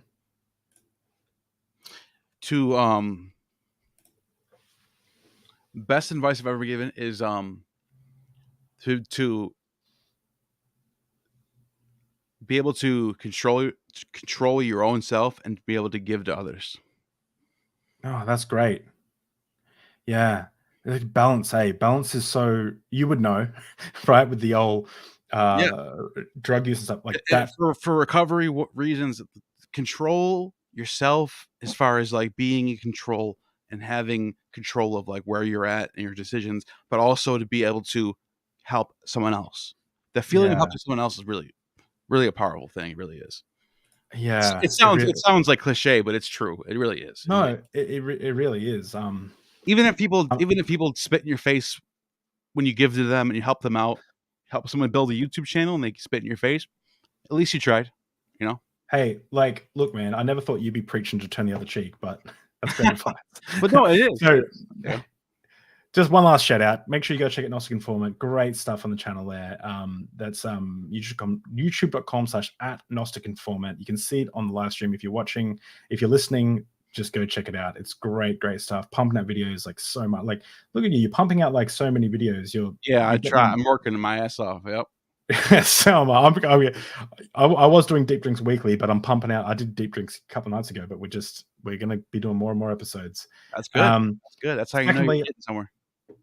Secondly, we have 1,122 subscribers. Thanks, guys. You can see the huge influx that we've had. Wow, look at that. Look at that mountain right there. Look at that. Yeah, it's crazy, right? So thank you, everyone who subscribed. And let's get this subscribe train going. The more subscribers we get, the more I can justify getting on more guests. I'm going to be trying to be doing more than one a week. And I'm also probably going to be setting up some sort of a Patreon or way that people can support me, and I would really love to hear what you'd like to. I'll create a poll. I'll create a post. I'd really like to see what people would want to get out of the Patreon, whether it be like conversations with me or behind the scenes kind of stuff, or conversations with guests that aren't necessarily live streamed, things like that, or blog posts. So I'd really love to hear that, because I want to be the best guest that I can be. I'm even considering going to a speech therapist to stop my mumbling, so I can and get better at presenting my ideas. So I'm getting there. I'm getting there, and also make sure that'll come. You'll get used to it. Thank you. And also the panel on, does the Bible condone slavery, with these five horsemen. I can't believe I got them either, man. Like I'm that's I'm a blown away. That's a big panel right there. That's huge. That's prime time shit right there. Yeah. I know. Crazy. All five of them too. All five of them. Oh I know. And it's all thanks to Dr. Josh. He really did the legwork on that. Like, but just I'm going to tweet this out, and we're going to send this to every apologist, whoever references slavery and tries to kind of paint it in a more favorable light. So thank you everyone for subscribing and doing what you do. I really appreciate it. So next question. What is the most plausibly true religion? So you're an agnostic atheist, right, or an atheist? Yeah. Okay. If anything, so deism, I'm fine with deism, because I'm fine with there being something behind that it's not interfering with anything. Doesn't choose people. There's no chosen people or anything. There's no but if it doesn't, you can't interfere with this universe. Well, yeah, you can't like debunk that. So I'm fine with deism. Yeah, that would be my duality. Atheism. So that would be your religion of choice, deism. Yeah. Okay. Wow, that's good. I mean, yeah, that makes sense. Like in high school, I remember talking about God, and some girl said, "I believe God died. I was alive, but he died a long time ago." And I was like, "Wow, that's a cool sci-fi script." Like that was like, that's interesting. Imagine God dying. That's because we don't know, like, this universe this reality that we're experiencing. Like, why is there something rather than nothing, and why is there life that can experience and like and view things and like think of things? So like it makes you wonder if there is some sort of mind behind it. What makes you think it's perfect, powerful? It could be flawed. Maybe it could die. We don't know what it is. We haven't decided. We haven't established any of that. We just assume that it's biblical. But like, why? What makes you think it's biblical? It could be something else. Yeah, I know. It's yeah, and then when you think, like, I've had conversations with Muslim apologists on TikToks. Oh my gosh, the wine. But I've had conversations, and they go, where did we come from? And I'm like, I don't even know if asking what happened before the Big Bang is a sensical question. I don't even know if you can even ask that. I don't even know what question to ask in order to find the answer. Like, they will say that God is the necessarily like starting point, like that God created the universe, and otherwise we get into an infinite regression. But it's like, well, why say that God created the universe when we can just say, like, who created God? I believe the universe came from the same place you believe God came from. And then you think, if there is a God, how does he not know something's above him? Like the way we don't know something's above us. Why doesn't this God know something's above him? I know. It could be a loop of who knows. Like, we just don't know. And I think that's the crux of it's like, I see the new subscribers. Thank you very much. That's the crux of it. It's like, I know, I'm happy in my life saying I'm not sure. I don't have an answer yet. Me too. A lot of people are not comfortable saying that. It feels so good to just to be like, I don't have a dog in the race anymore. I'm not a Christian. I'm not a Jew. I'm not a Muslim. I have nothing in the race. I'm just trying to find what the truth is. And that's so exciting. That is such there's a freedom from that. It's like the shackles are lifted. You don't care anymore. You're not trying to look for evidence that fits your narrative. You're just looking for things that are true. And like, there's something about that feels good. If there's a word that I could use to describe my deconstruction process and the look into all this stuff, if there was some word that kind of combined the word heartbreaking and ecstatically exciting, that would be somewhere in between. Like for me, deconstruction was like, oh my gosh, like I'm moving away from this thing that was so sacred to me, but I'm also, I it's not like a choice. It's like I can't not see what I've seen, but it's also like I was so excited to learn about things. Like I remember when I bought my first fossil, I was like, this fossil is like, it was like $60 at Australia Zoo, you know, Steve Irwin, you know, like all that kind of, like it's down the road from our house. I had our old roommate used to work there. And I bought this fossil. And I was like, this is actually 60 million years old. I bought it for like $30 or something. And I was like, what? This is so weird to me that like that I'm just holding something in my hand that's just like 60 I can't even old. imagine that because I have a coin from Constantine behind me. Oh, wow. Even that, yeah, it's from it's actually a real coin from the Constantine era. Wow. Even holding that in my hand, I'm thinking like somebody touched this that lived this long ago. I'm like, that's crazy. So, like that, what you're saying is even crazier than that. Yeah. Oh, I'm gonna have to look into buying a Constantine coin. That's so cool. Yeah. Nitty said, where the absolute fuck is the 1K sub party? So yeah, Nitty, great question. I am doing a charity stream, but we have to get, obviously the point is to raise money for charity, and two things. I'm going to organize guests, games, like I'm going to bring subs on, especially like some of my especially people like you know, you guys in the sub that have come from Mythvision, like, and also like the locals here, D and everyone else, like you know, like you guys, like I want to bring you guys on. I want to like have conversations. I'll be going for like 12 hours straight. We're going to be going, it's going to be great, but we're going to be raising money. So I need to first be able to get the money to be able to give to these charities. So like super chats and things like that.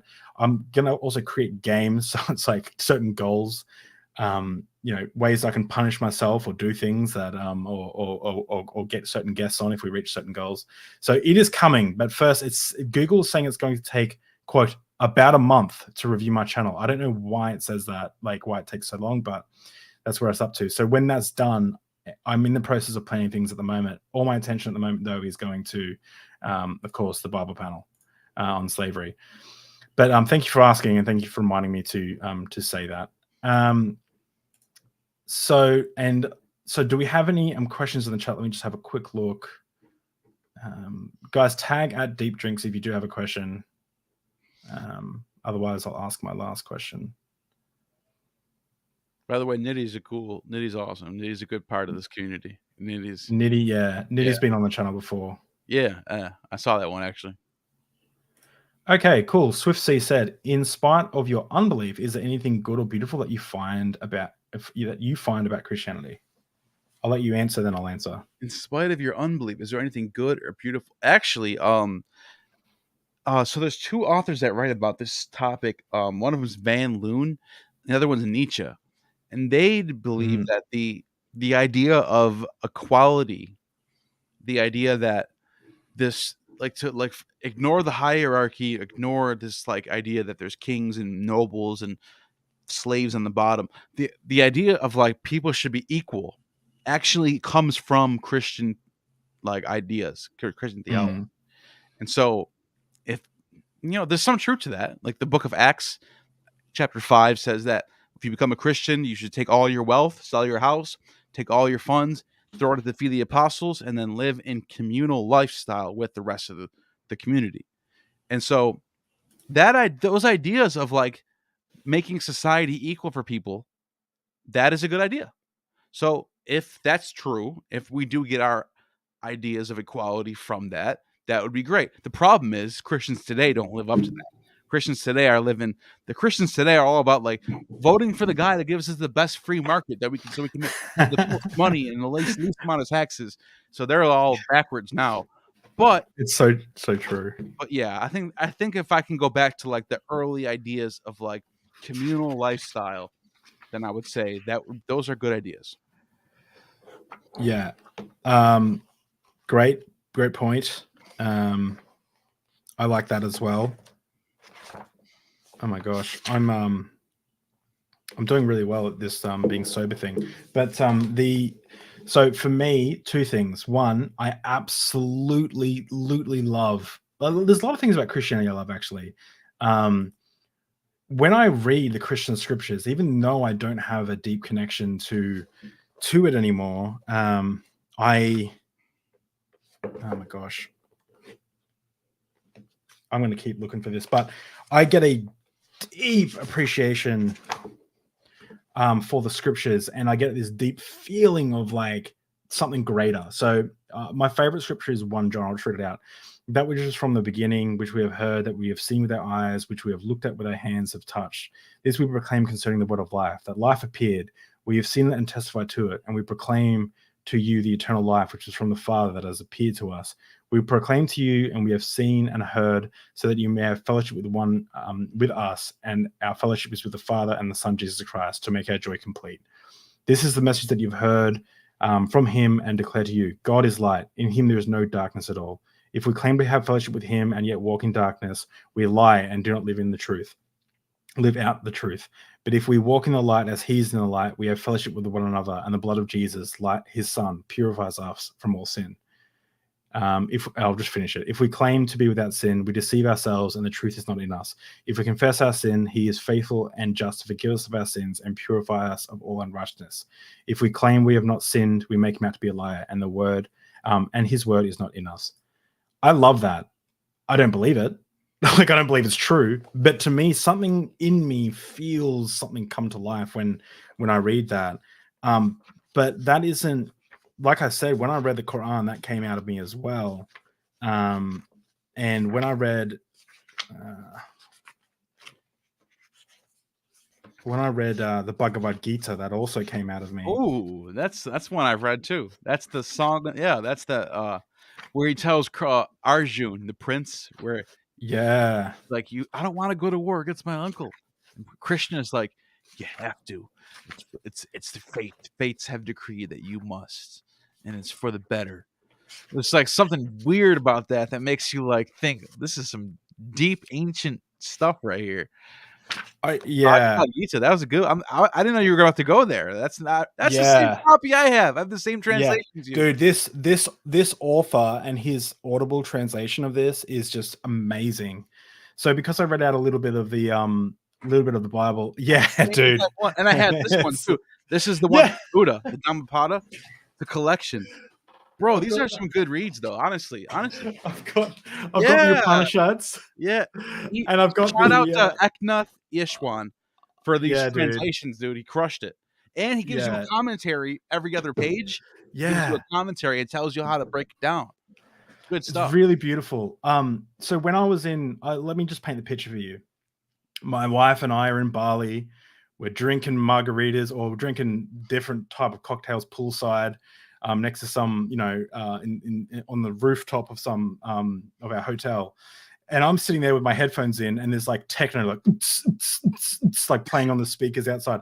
But in my headphones, I'm listening to the Bhagavad Gita on audiobook, and I can slightly hear the techno. And I'm a little drunk. I've just gotten out of the pool. I'm sitting there, and I'm listening to this, and it just hit me. It hit me like a ton of bricks. That's Bhagavad Gita chapter 9. I thought it was chapter 6. Verse 16, I am the ritual and the sacrifice. So this is Krishna talking to Arjuna, talking about who he is.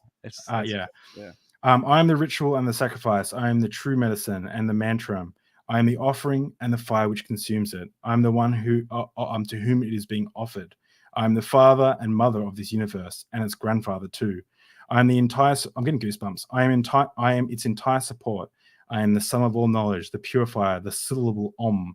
I am the sacred scriptures, the Rig, the Yaju, and the Sam Vedas. Mm-hmm. I am the goal of life, the Lord and support of all, the inner witness, the abode of all.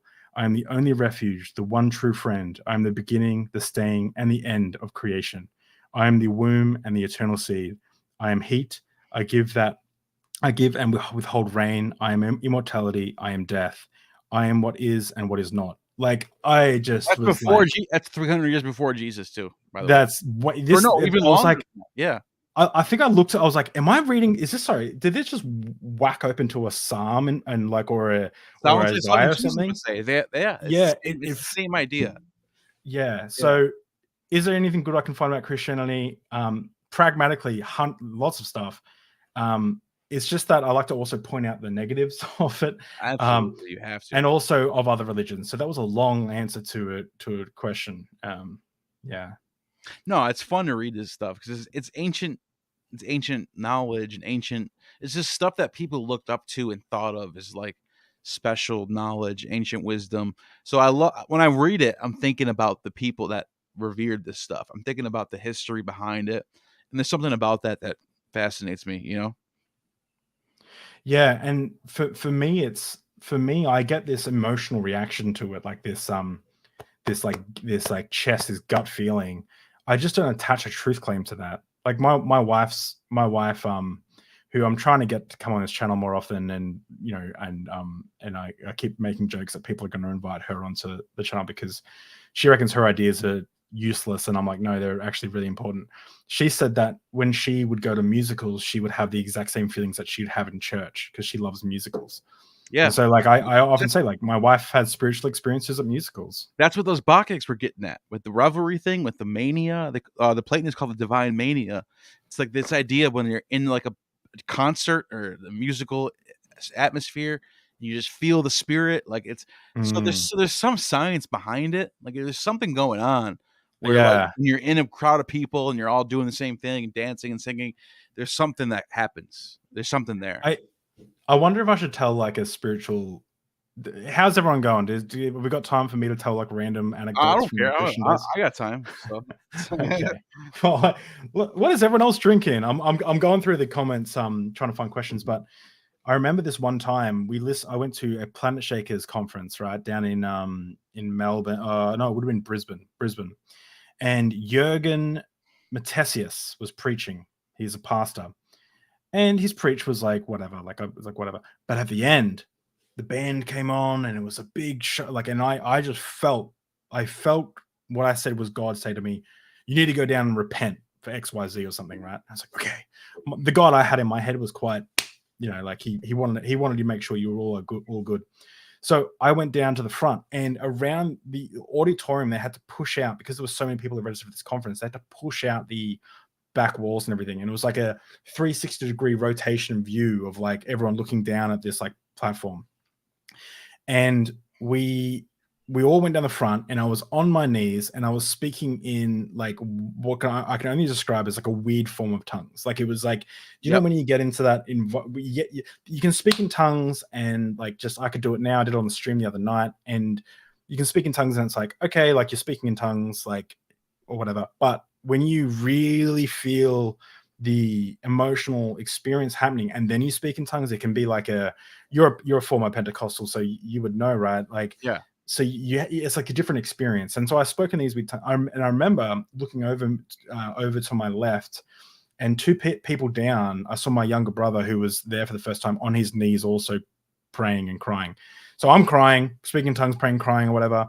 And it was like this really weird, just like feeling. Later that night, I get this text message from a friend.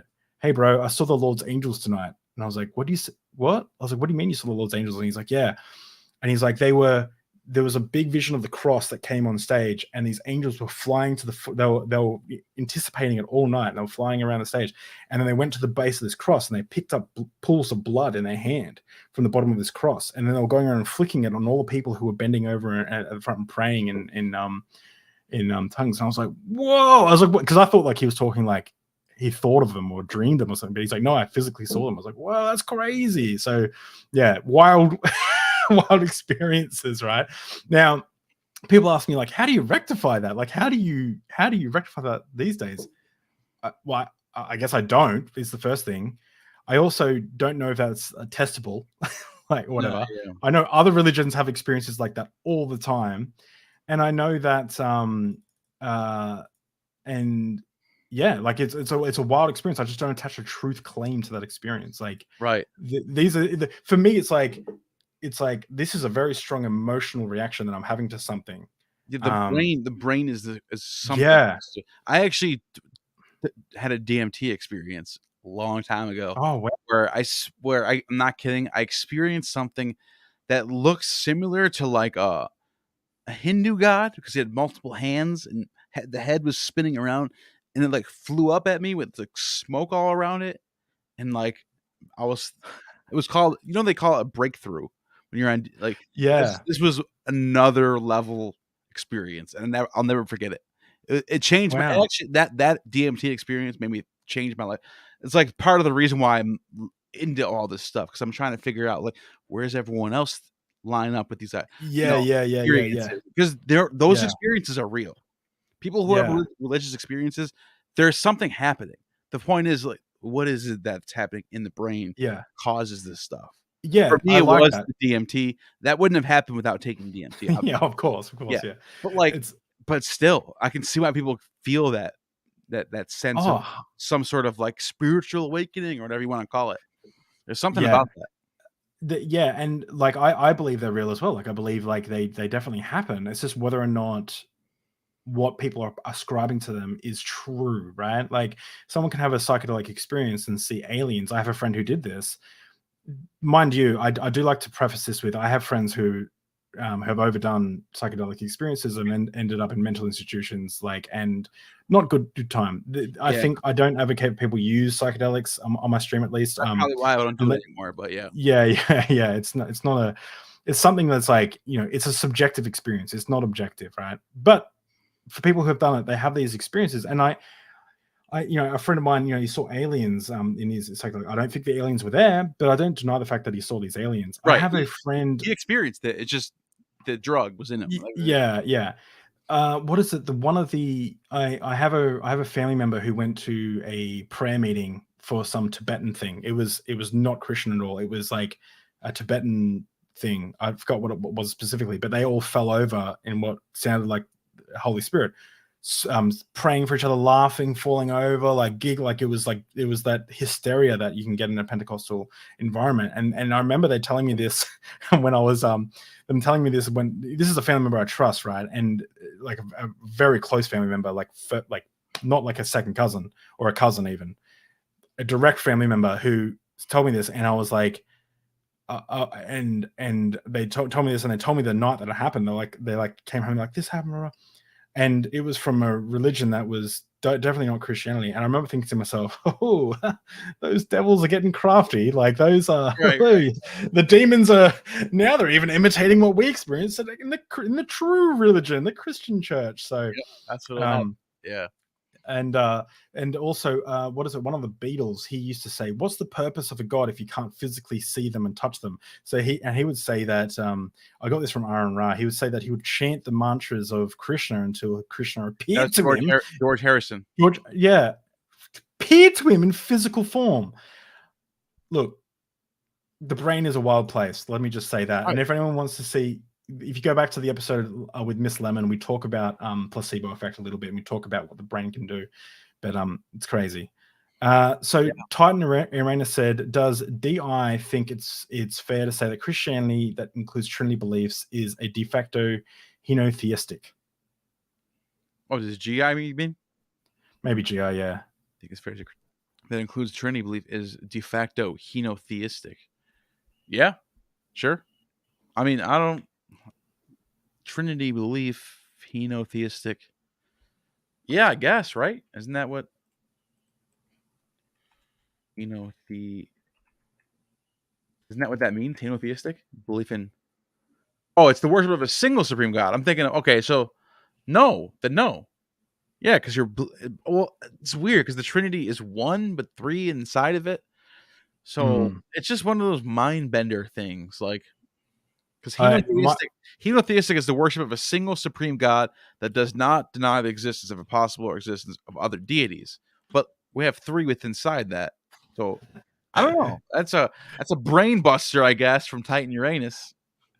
Michael Jones has his TikTok where he says this is why I told him to do a review of our thing. He said this is Christians who don't believe in the Trinity, and it's like him picking a cherry off a tree, and it's like this is what Christians do when they say they don't believe in the Trinity, and he picks a cherry off the tree, so cherry picking. And I said, and I replied and I said, did you pick one cherry or one cherry that's actually three cherries? That's actually one cherry, but three cherries in one. But and everyone, it's still one pick though. It's still one pick. yeah. And he laughed. He thought it was funny. What do you and Neil think would happen if Jesus? So this is Asherah's Orchard's comment. What do Yeah, it's my you friend and Neil Ariel.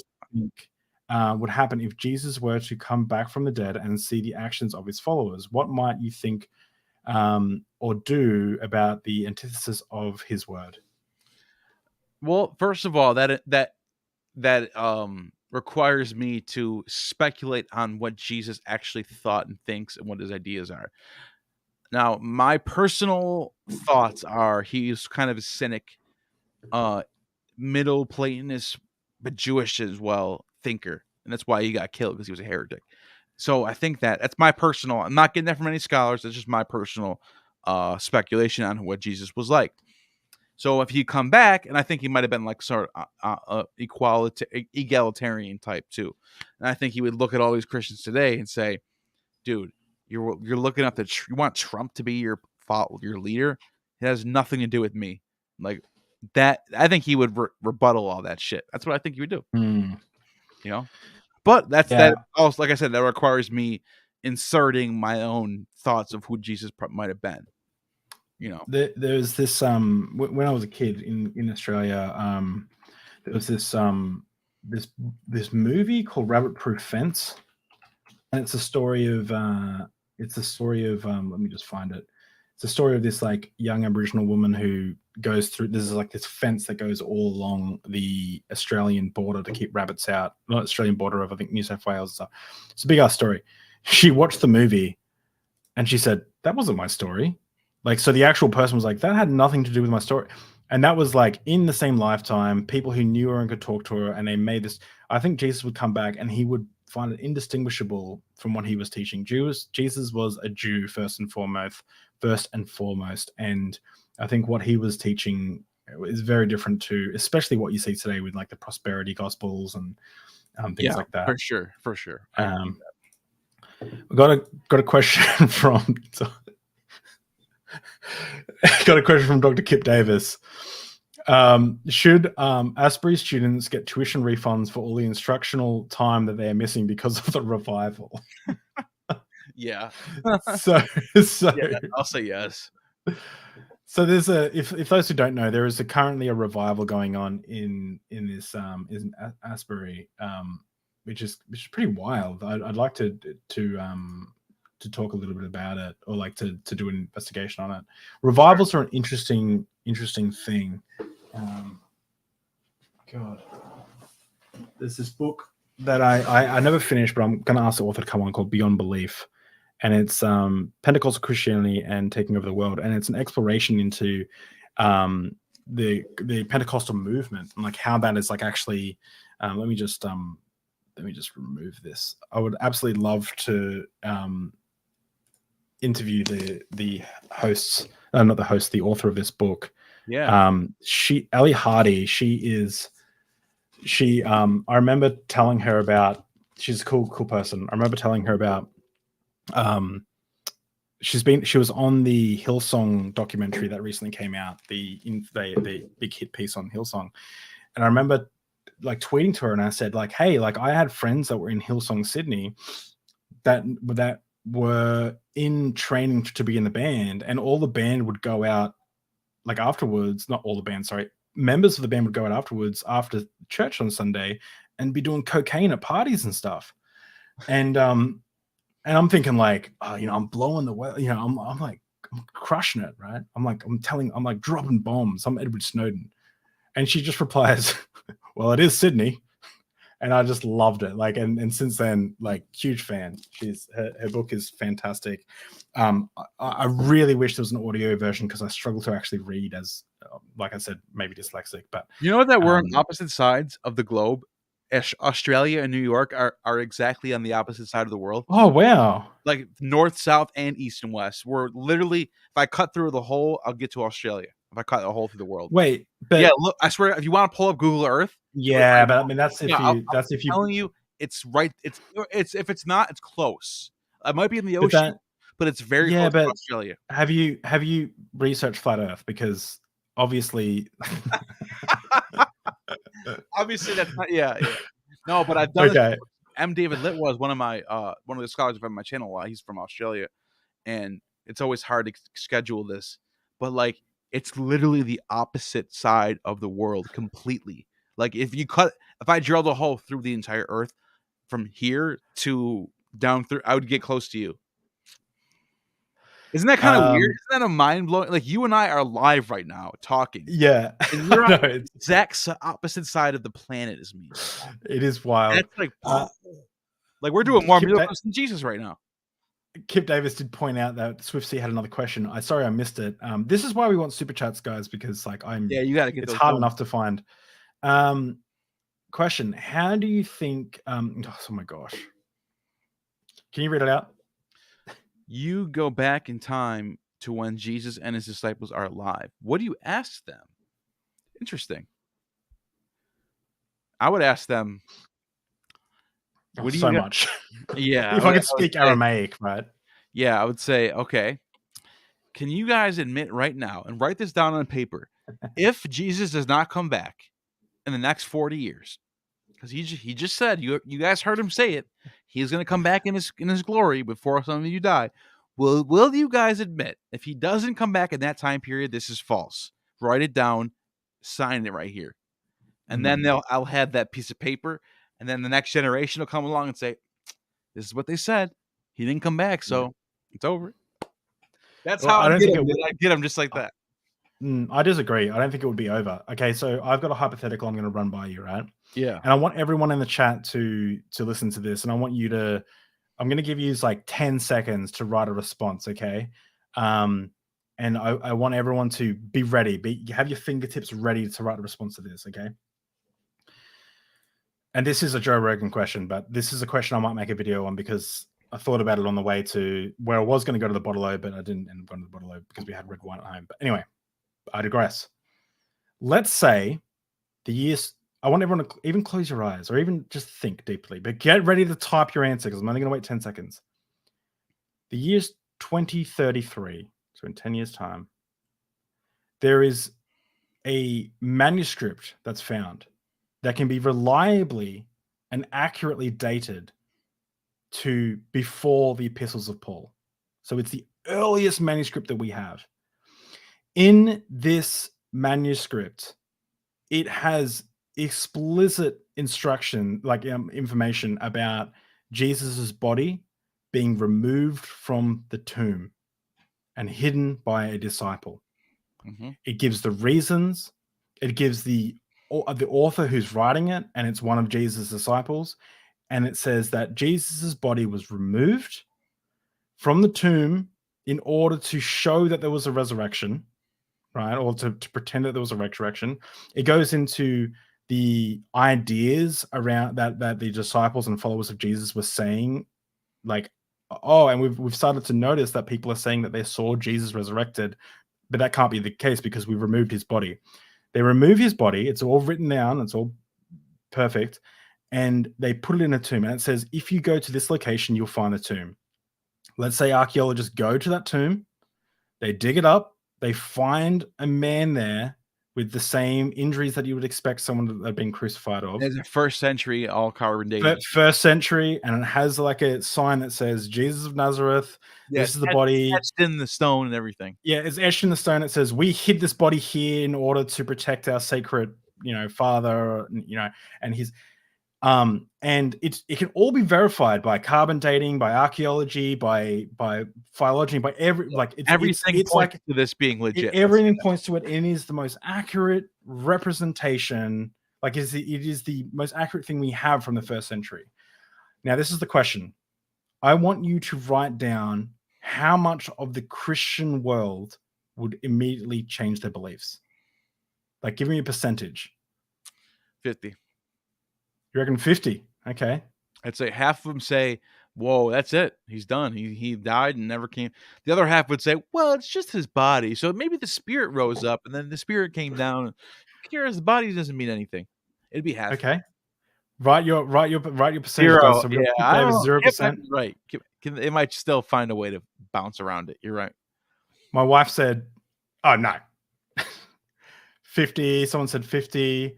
5%. All I know is not all of them. That's for sure. There's no way it's 100. It's at 50 or 0. I don't think it. I don't think it matters. Yeah. 5%, the point 20 is, to 30%. Point is, Christians would remain still Christians. That's the point. 5%. Yeah, which makes me wonder. Doesn't matter. About the evidence that they say. Like, well, Yeah. we know Jesus rose from the dead because of the evidence. But then when you go, okay, like this is the problem I have with apologetics. Zero. This is the problem I have with apologetics. Now, obviously, this is just people's opinions, but to me, 10% of unsaved Christians. So to me, this is the problem with apologetics. No one goes, oh, well, I became a believer in Jesus Christ. Well, sorry, I'll correct it. I don't know anyone who said, I became a believer in Jesus Christ when I read all the arguments for and against Christianity, and I just thought Christianity was the best. They usually are brought up Christian. They usually have an exterior motive to become a Christian. They usually have a spiritual experience. They usually get saved from drug abuse, or they have a spiritual encounter or something. And then they go looking for the evidence. And that's the problem I have with apologetics, is no one becomes a Christian because of apologetics. Thank you, Anthony, for subscribing. I'm going to check the subscribers in a second. Thank you. Interesting, right? It is. But you're right, because it would ultimately end up at just, they would get through it. Apologetics, the point of apologetics is to address the tough questions and find out, and not try to debunk it or disprove it, but find a satisfying answer for it. Any satisfying answer to whatever tough question is thrown at them, and then as soon as they figure out what the best course of action is against that tough question, that becomes the apologetic, that tradition that goes on. So the apologist teaches the next apologist, and it gets more and more refined. That's why today apologists have an answer for everything. They've had 2,000 years to think about this shit, passed down from generation to generation. So anything you throw at them, they're going to give you some word salad, mumbo jumbo shit to respond to it. That's the nature of apologetics. There's an answer for anything. You know, I remember, there's a lot of, I get in conversations with a lot of Muslim apologists on TikTok, and like I jump on there, and I always ask them, like they say, like, the Quran is scientifically perfect, and I say, like, but like doesn't it say that Muhammad? Do you believe that Muhammad split the moon in two? And then they have all these reasons why. Well, if he's God, so God can do anything. So even though that would have totally disrupted Earth's like gravitational force and like totally caused tsunamis all over the world, and although that no other society on Earth saw that except for some one Muslim bloke in India who scholars like scoff at the idea of him being like reliable anyway. Like besides all those people and all those things like that, like it's still scientific. I'm like, well, no, that's your like you can't say the Quran is scientifically accurate and that the moon was split in two by Muhammad as he flew there, I think on a horse, but like yeah, like you can't say like it's scientifically accurate, and then when someone comes up with an expert like, well, this doesn't seem accurate, and they go, well, he's God, he can do anything. Like it's like that's not an answer. Like that's like what? But what it does is it panders to people who don't want to actually investigate these things. So someone grows up Muslim, or they're married into a Muslim family, and they're like, or a Christian family, and they go, oh yeah, cool. And they're like, and then someone brings up a problem, and they go, oh, I don't like that, and they go looking for the answer. Guys, let's before we wrap up, let's do for those who haven't subscribed, make sure you subscribe, because we have that panel coming up. I'm going to check I'm going to show the subscribers in a sec. We've had a few more people subscribe, which is really awesome. And also make sure you go subscribe to Gnostic Informant. Links in the description. His stuff is just like crazy cool, and I'm going to be on his channel soon. What are we going to talk about when I come on your channel? We can do. I'm sure we'll think of something. It'll probably be something similar to this. It might be something like, we'll think of something. Yeah, it would be cool to do. It could be cool to do like Pentecostal ministry horror stories or something, like where we we go through. Oh my god! Do you want to see a video of my old pastor? I do, yes. You bring it up, but I also it's only a couple of minutes. It's only a minute long or two, and then we could finish on that. Do you want to? Yeah, that'd be great. This could be our next topic for the next video of like our experiences in church. So I just so you're aware too, let me just pop it up on Facebook. Trump. Guys, I let me know if you're liking this kind of stream. You know, it's I'm trying to be casual, but also like we're just kind of hanging out at this stage. But I messaged Derek because I saw that you're going on his channel, and I was oh my god furious. I found old videos of myself as a Christian in church spitting that fire as a Christian. So I want Christians who are Christians right now to see if you're at my level when I was 4 years ago. Because I was spitting that apologetic fire, bruh. And I'm gonna show you people, like, listen, all your shit that you think, I've been there, and plus more. I was better than you. I was more convincing than you were, and I still came out of it. That's what I want. Like, that's the goal of that episode. So I was talking about the tree of knowledge and how technology is killing everybody. Like, it's so cringy, dude. It's so cringy. But I have it. I found it all. I found it. So Myth Vision, yeah, I'm so glad you did, because So I knew you were going on your channel. I was like, oh, cool. But then I saw what it was about, right? Cringing at our old selves. I got really pissed off. It's called We Were So Cringe. Hang on, let me just share it. It's called We Were So Cringe, right? And I was like, and I messaged Derek, and I said, how dare you do this stream and not invite me? And I was like, I look at and then I was like, look, and I said I didn't say this, but I was like, part of my resume. Knows about him that if you get stung by one, you can die. You pretty much will die. Well, this fella gets stung by 6 box jellyfish. He's not a. This is me as a youth Christian. He does. I can see it now. Now I see it. Praying for your son. He's dying. So she started praying, and then she. So look, Derek said maybe we can have you pop on. I'd love to pop on if I can make the time work, because I will take the award for the cringiest of. Wait till you see what I got. Wait till you see what I got. It's gonna be so cringy that everyone is gonna have to put on their gas mask for it. It's that bad. Like, so go subscribe to Myth Vision as well. And she went on her or something. That was weird, bro. Even watching myself, I was like, "What are you talking about, dude?" It's bad. Well, I'm gonna do it. I'm gonna get through it though. I'm gonna let people see it. I think it's worth it because it shows people. Look, I've been there. I've been where your mind is at, and I've worked my way out of that. So you should listen to what that's my whole goal of that video, is to show people like, your shit that you're thinking. I've been there. Well, I'll do my best to, if I can come along and show some cringy clips, I would absolutely love to come as well and support you guys. Just to pop in. I'm not going to take over the stream. But let's show your last clip. Can you share it? Or it's on the bottom already. Oh, yeah. All right. Can you see it? Yeah. Trump. For he that biddeth him Godspeed by his vote is a partaker of his evil deeds. I get inside that booth and I draw that curtain, and this is not the Wizard of Oz. My father sees right through the curtain.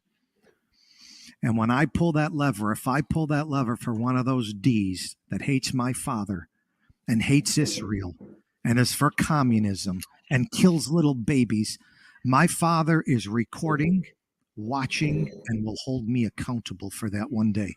You can't vote for a Democrat and be a Christian. Oof. According to the Bible. So what would happen? You know what he would do? He'd vote for Donald Trump. And you know what his lesson to you is? One of the last things he said when he rose from the dead. Go to John chapter 21. This is the shit I was into. Donald's middle name is John. Can you just pause it? Yeah. He certainly has grabbed the evangelicals right by the pussy, hasn't he, Donald Trump? Oh my God. This guy had a plaque on his wall in his side room with or I don't know if it was an email or a letter from Trump with the signature on the bottom. He had it plaqued. He had it on a plaque. Like, it was like, oh, look, Donald Trump knows me. He noticed me. He's got a really nice knit sweater. That's what I will say. Yeah. This guy was out there. It actually gets worse. Like, listen, I'm gonna skip ahead a little bit than it is for a rich person to go to break down why that it's the heaven. Oh wait. According to the Bible. Oh no, that's it. I ended up talking about cool. That was one of my first videos. Yeah, but the clip I was looking for that I can't find, and I will find it for Derek's stream. He goes, This is what he says. This same guy that you just saw, and I promise you, I will find the clip. I have it somewhere in my old computer. He said, if I took an AK-47 right now and I shot every one of you in the crowd, turned it on myself and killed myself, I will wake up in heaven because I'm saved. That's the type of theology and mentality that guy has. He's the chosen. Like I have that clip. I just don't have it with me right this second, but I will find it before I go to Derek's stream. That's for sure. Because I've showed it on my channel before. Some people might have, some people watching might have heard this before. That's crazy. I've shown this before. I have it. I will find it. So it's true. Yeah, he said that shit. That was one of the last times I went there. I was like, this guy's nuts. I'm out of here. So yeah, that is wild. It's hard to, like, people can make anything believe anything. Some people have asked me to reply to Anthony Monzano's question. Thank you for asking the question. David, it's weird. I'm still Catholic, but I'm starting to question if Jesus actually existed. I'm starting to ask for physical proof, bones, DNA testing, specifically science. Is that bad? No. So, first of all, okay. When I was deconstructing my faith, now, I don't want you to deconstruct your faith. I don't want you to do anything, but like my friend Thomas Westbrook says, truth withstands scrutiny. You should be able to look at the evidence and follow the evidence where it leads.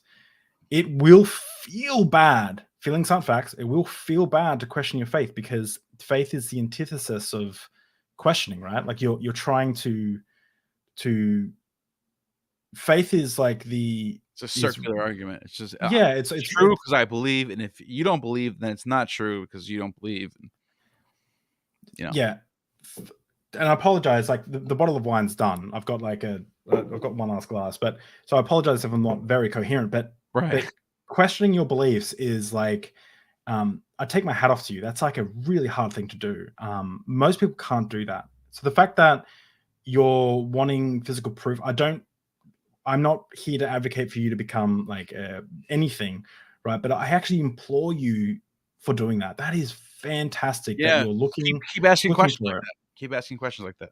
Yeah, for me, what I realized when I was kind of looking, well, I say deconstructing, but at the time I didn't realize I was deconstructing. But for me, what I realized was any true conclusion will lead me to God anyway. That's what I believed, right? And that's the step that that was the point that I was convinced of, that got me to be able to examine the evidence as unbiasedly as I possibly could at the time. So what do I mean by that? When you look at evidence, you can do one of two things. You can say, how do I rectify this problem? Like I've got a problem. Like there is no historical evidence. There is no physical evidence of Jesus, right? That might be your problem. Like, and that might be something that's playing on your mind. You can look at what Christian apologists say, or you can go looking for the answer in with theologians or pastors or something. I think you should do that, but I also think you should look at the counter arguments as well. You should not just go looking for a way to remove the cognitive dissonance that's going on, but you should, and what I used to call it is taking off my God hat, my God glasses.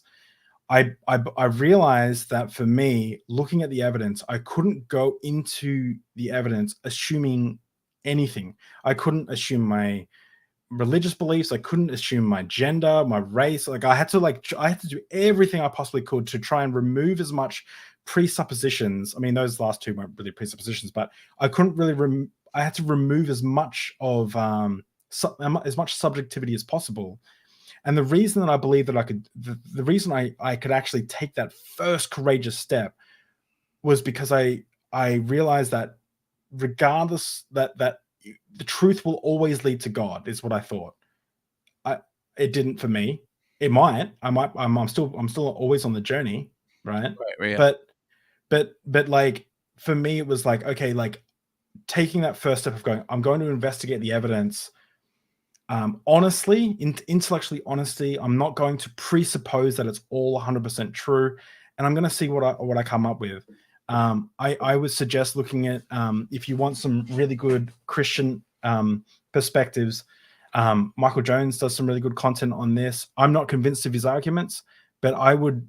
But and obviously, like sticking around on this channel, looking at check out some Apologia or something, or some Apologia. Apologia is fantastic as well.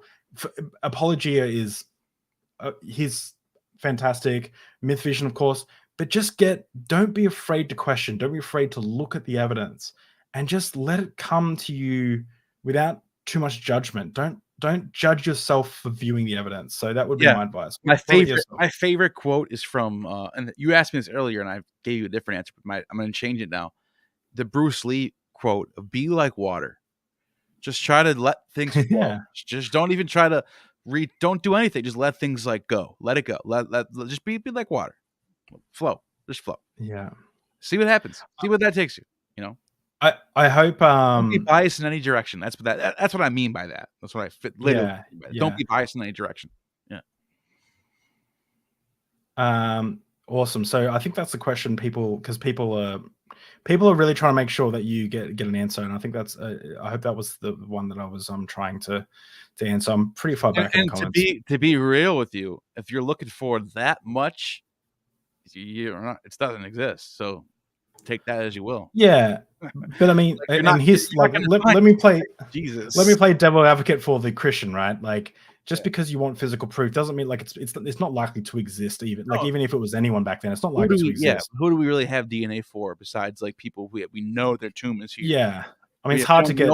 If we don't know where Socrates' tomb is, we don't have Socrates' DNA. I mean, people are still trying to work out the DNA evidence for Stephen Avery, right? Like, and the making a murderer and stuff. Like, it's DNA is a hard thing, but yeah, like there are problems when you look into it. But what's cool about it is it's exciting. It's exciting to look into. Yeah, no, that's it. You're thinking of things outside the box, and that's good. Keep doing that. Awesome. So guys, thank you all for subscribing. I'm going to show you how much we have now. Whoops. We got a little chat going too. Yeah, I'm surprised at how many people I'm really happy with how many people are out here. So guys, we're going to wrap up with one last question that I have for Gnostic Informant, and it's the question that really like opened my worldview up.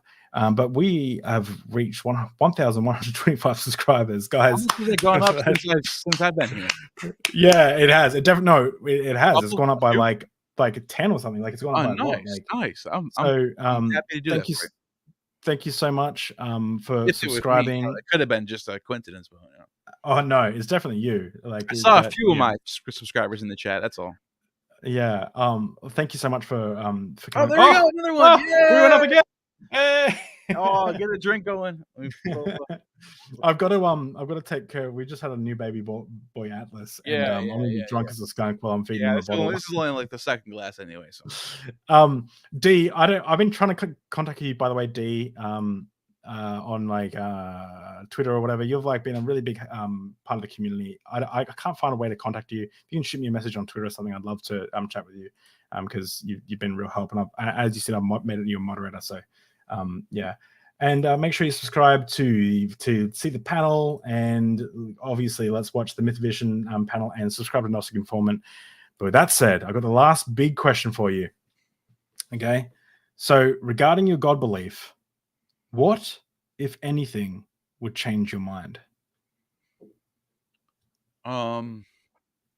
If I, not just myself, because I can always be having a hallucination, but if I walked outside and me, including everyone else that is in this world, I guess, or in just in New York, I guess, who can see the same sky I'm seeing, looked up and we saw a physical thing come down and say, "Hey, I'm God.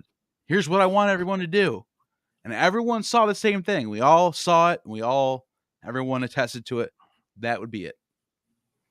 I know it's asking for a lot, but like, seriously, there's is it all the time? Is it really asking for a lot? No, I don't think it's a lot. If there really is a God in control of things, why not just do that? If you want everyone to do something, then tell us. Yeah. Don't let humans write it for you 2,000 years ago. What kind of weird shit is that? Yeah. What I will say this, that I do like for me, like, Christianity was always like, if you mess up this life, that's it. You're done. You're done. You go on to hell. You screwed up. You didn't make the right choice. You ever wonder what's forever. the difference between if I die physically and I get sent to another realm in hell, but now I believe because I can see it. Like, what's the difference? No, it only counts when you're in the body. That's the only thing. That's such a weird thing. Like, why does that matter? And it's weird to be eternally tortured where the fire does not stop and the worm doesn't die. Well, then you're not being tortured. You're just sitting there because you get used to. Wouldn't you get used to that? Well, if you have a physical body, we'll make you not get used to it because we'll mess with you a little bit. Like, it's such a weird thing. And think about that. It's nonsense. Yeah. So to harp on Michael Jones again, that dude needs to start paying me because I promote his Christian apologetics so much. I always say too that I don't believe he's right. I just think he's the least wrong. So Michael Jones believes that, people might have another second chance when they die. Like, they'll have a second chance to, like, the only people that are in hell are people who have decided to be there. And I'm like, okay, that's certain Christians have that, like, extra belief, and I commend that. Like, your heart's in the right place for even thinking that. Like, you know what I mean? Yeah, exactly. Well, that's a great answer. Thank you, everyone, for coming out. I'm blown away that we got so many people in the watching and so many people commenting. Like, you guys are an amazing community. Thank you so much. I'm going to be working hard at getting someone on before our next episode. Fill in the gaps a little bit. And Dr. Kip Davis, you may be hearing from me soon. Just saying. So I'd love to keep this party going. So thank you so much. And Gnostic Informant Neil, have you got anything else you'd like to say before we go? No, just check out my channel on YouTube and follow me on Twitter if you want. Well, that's it. Awesome. Well, if you want to see the spiciest of cringe, make sure you go over to Myth Vision as well. See you guys. Thanks for coming out.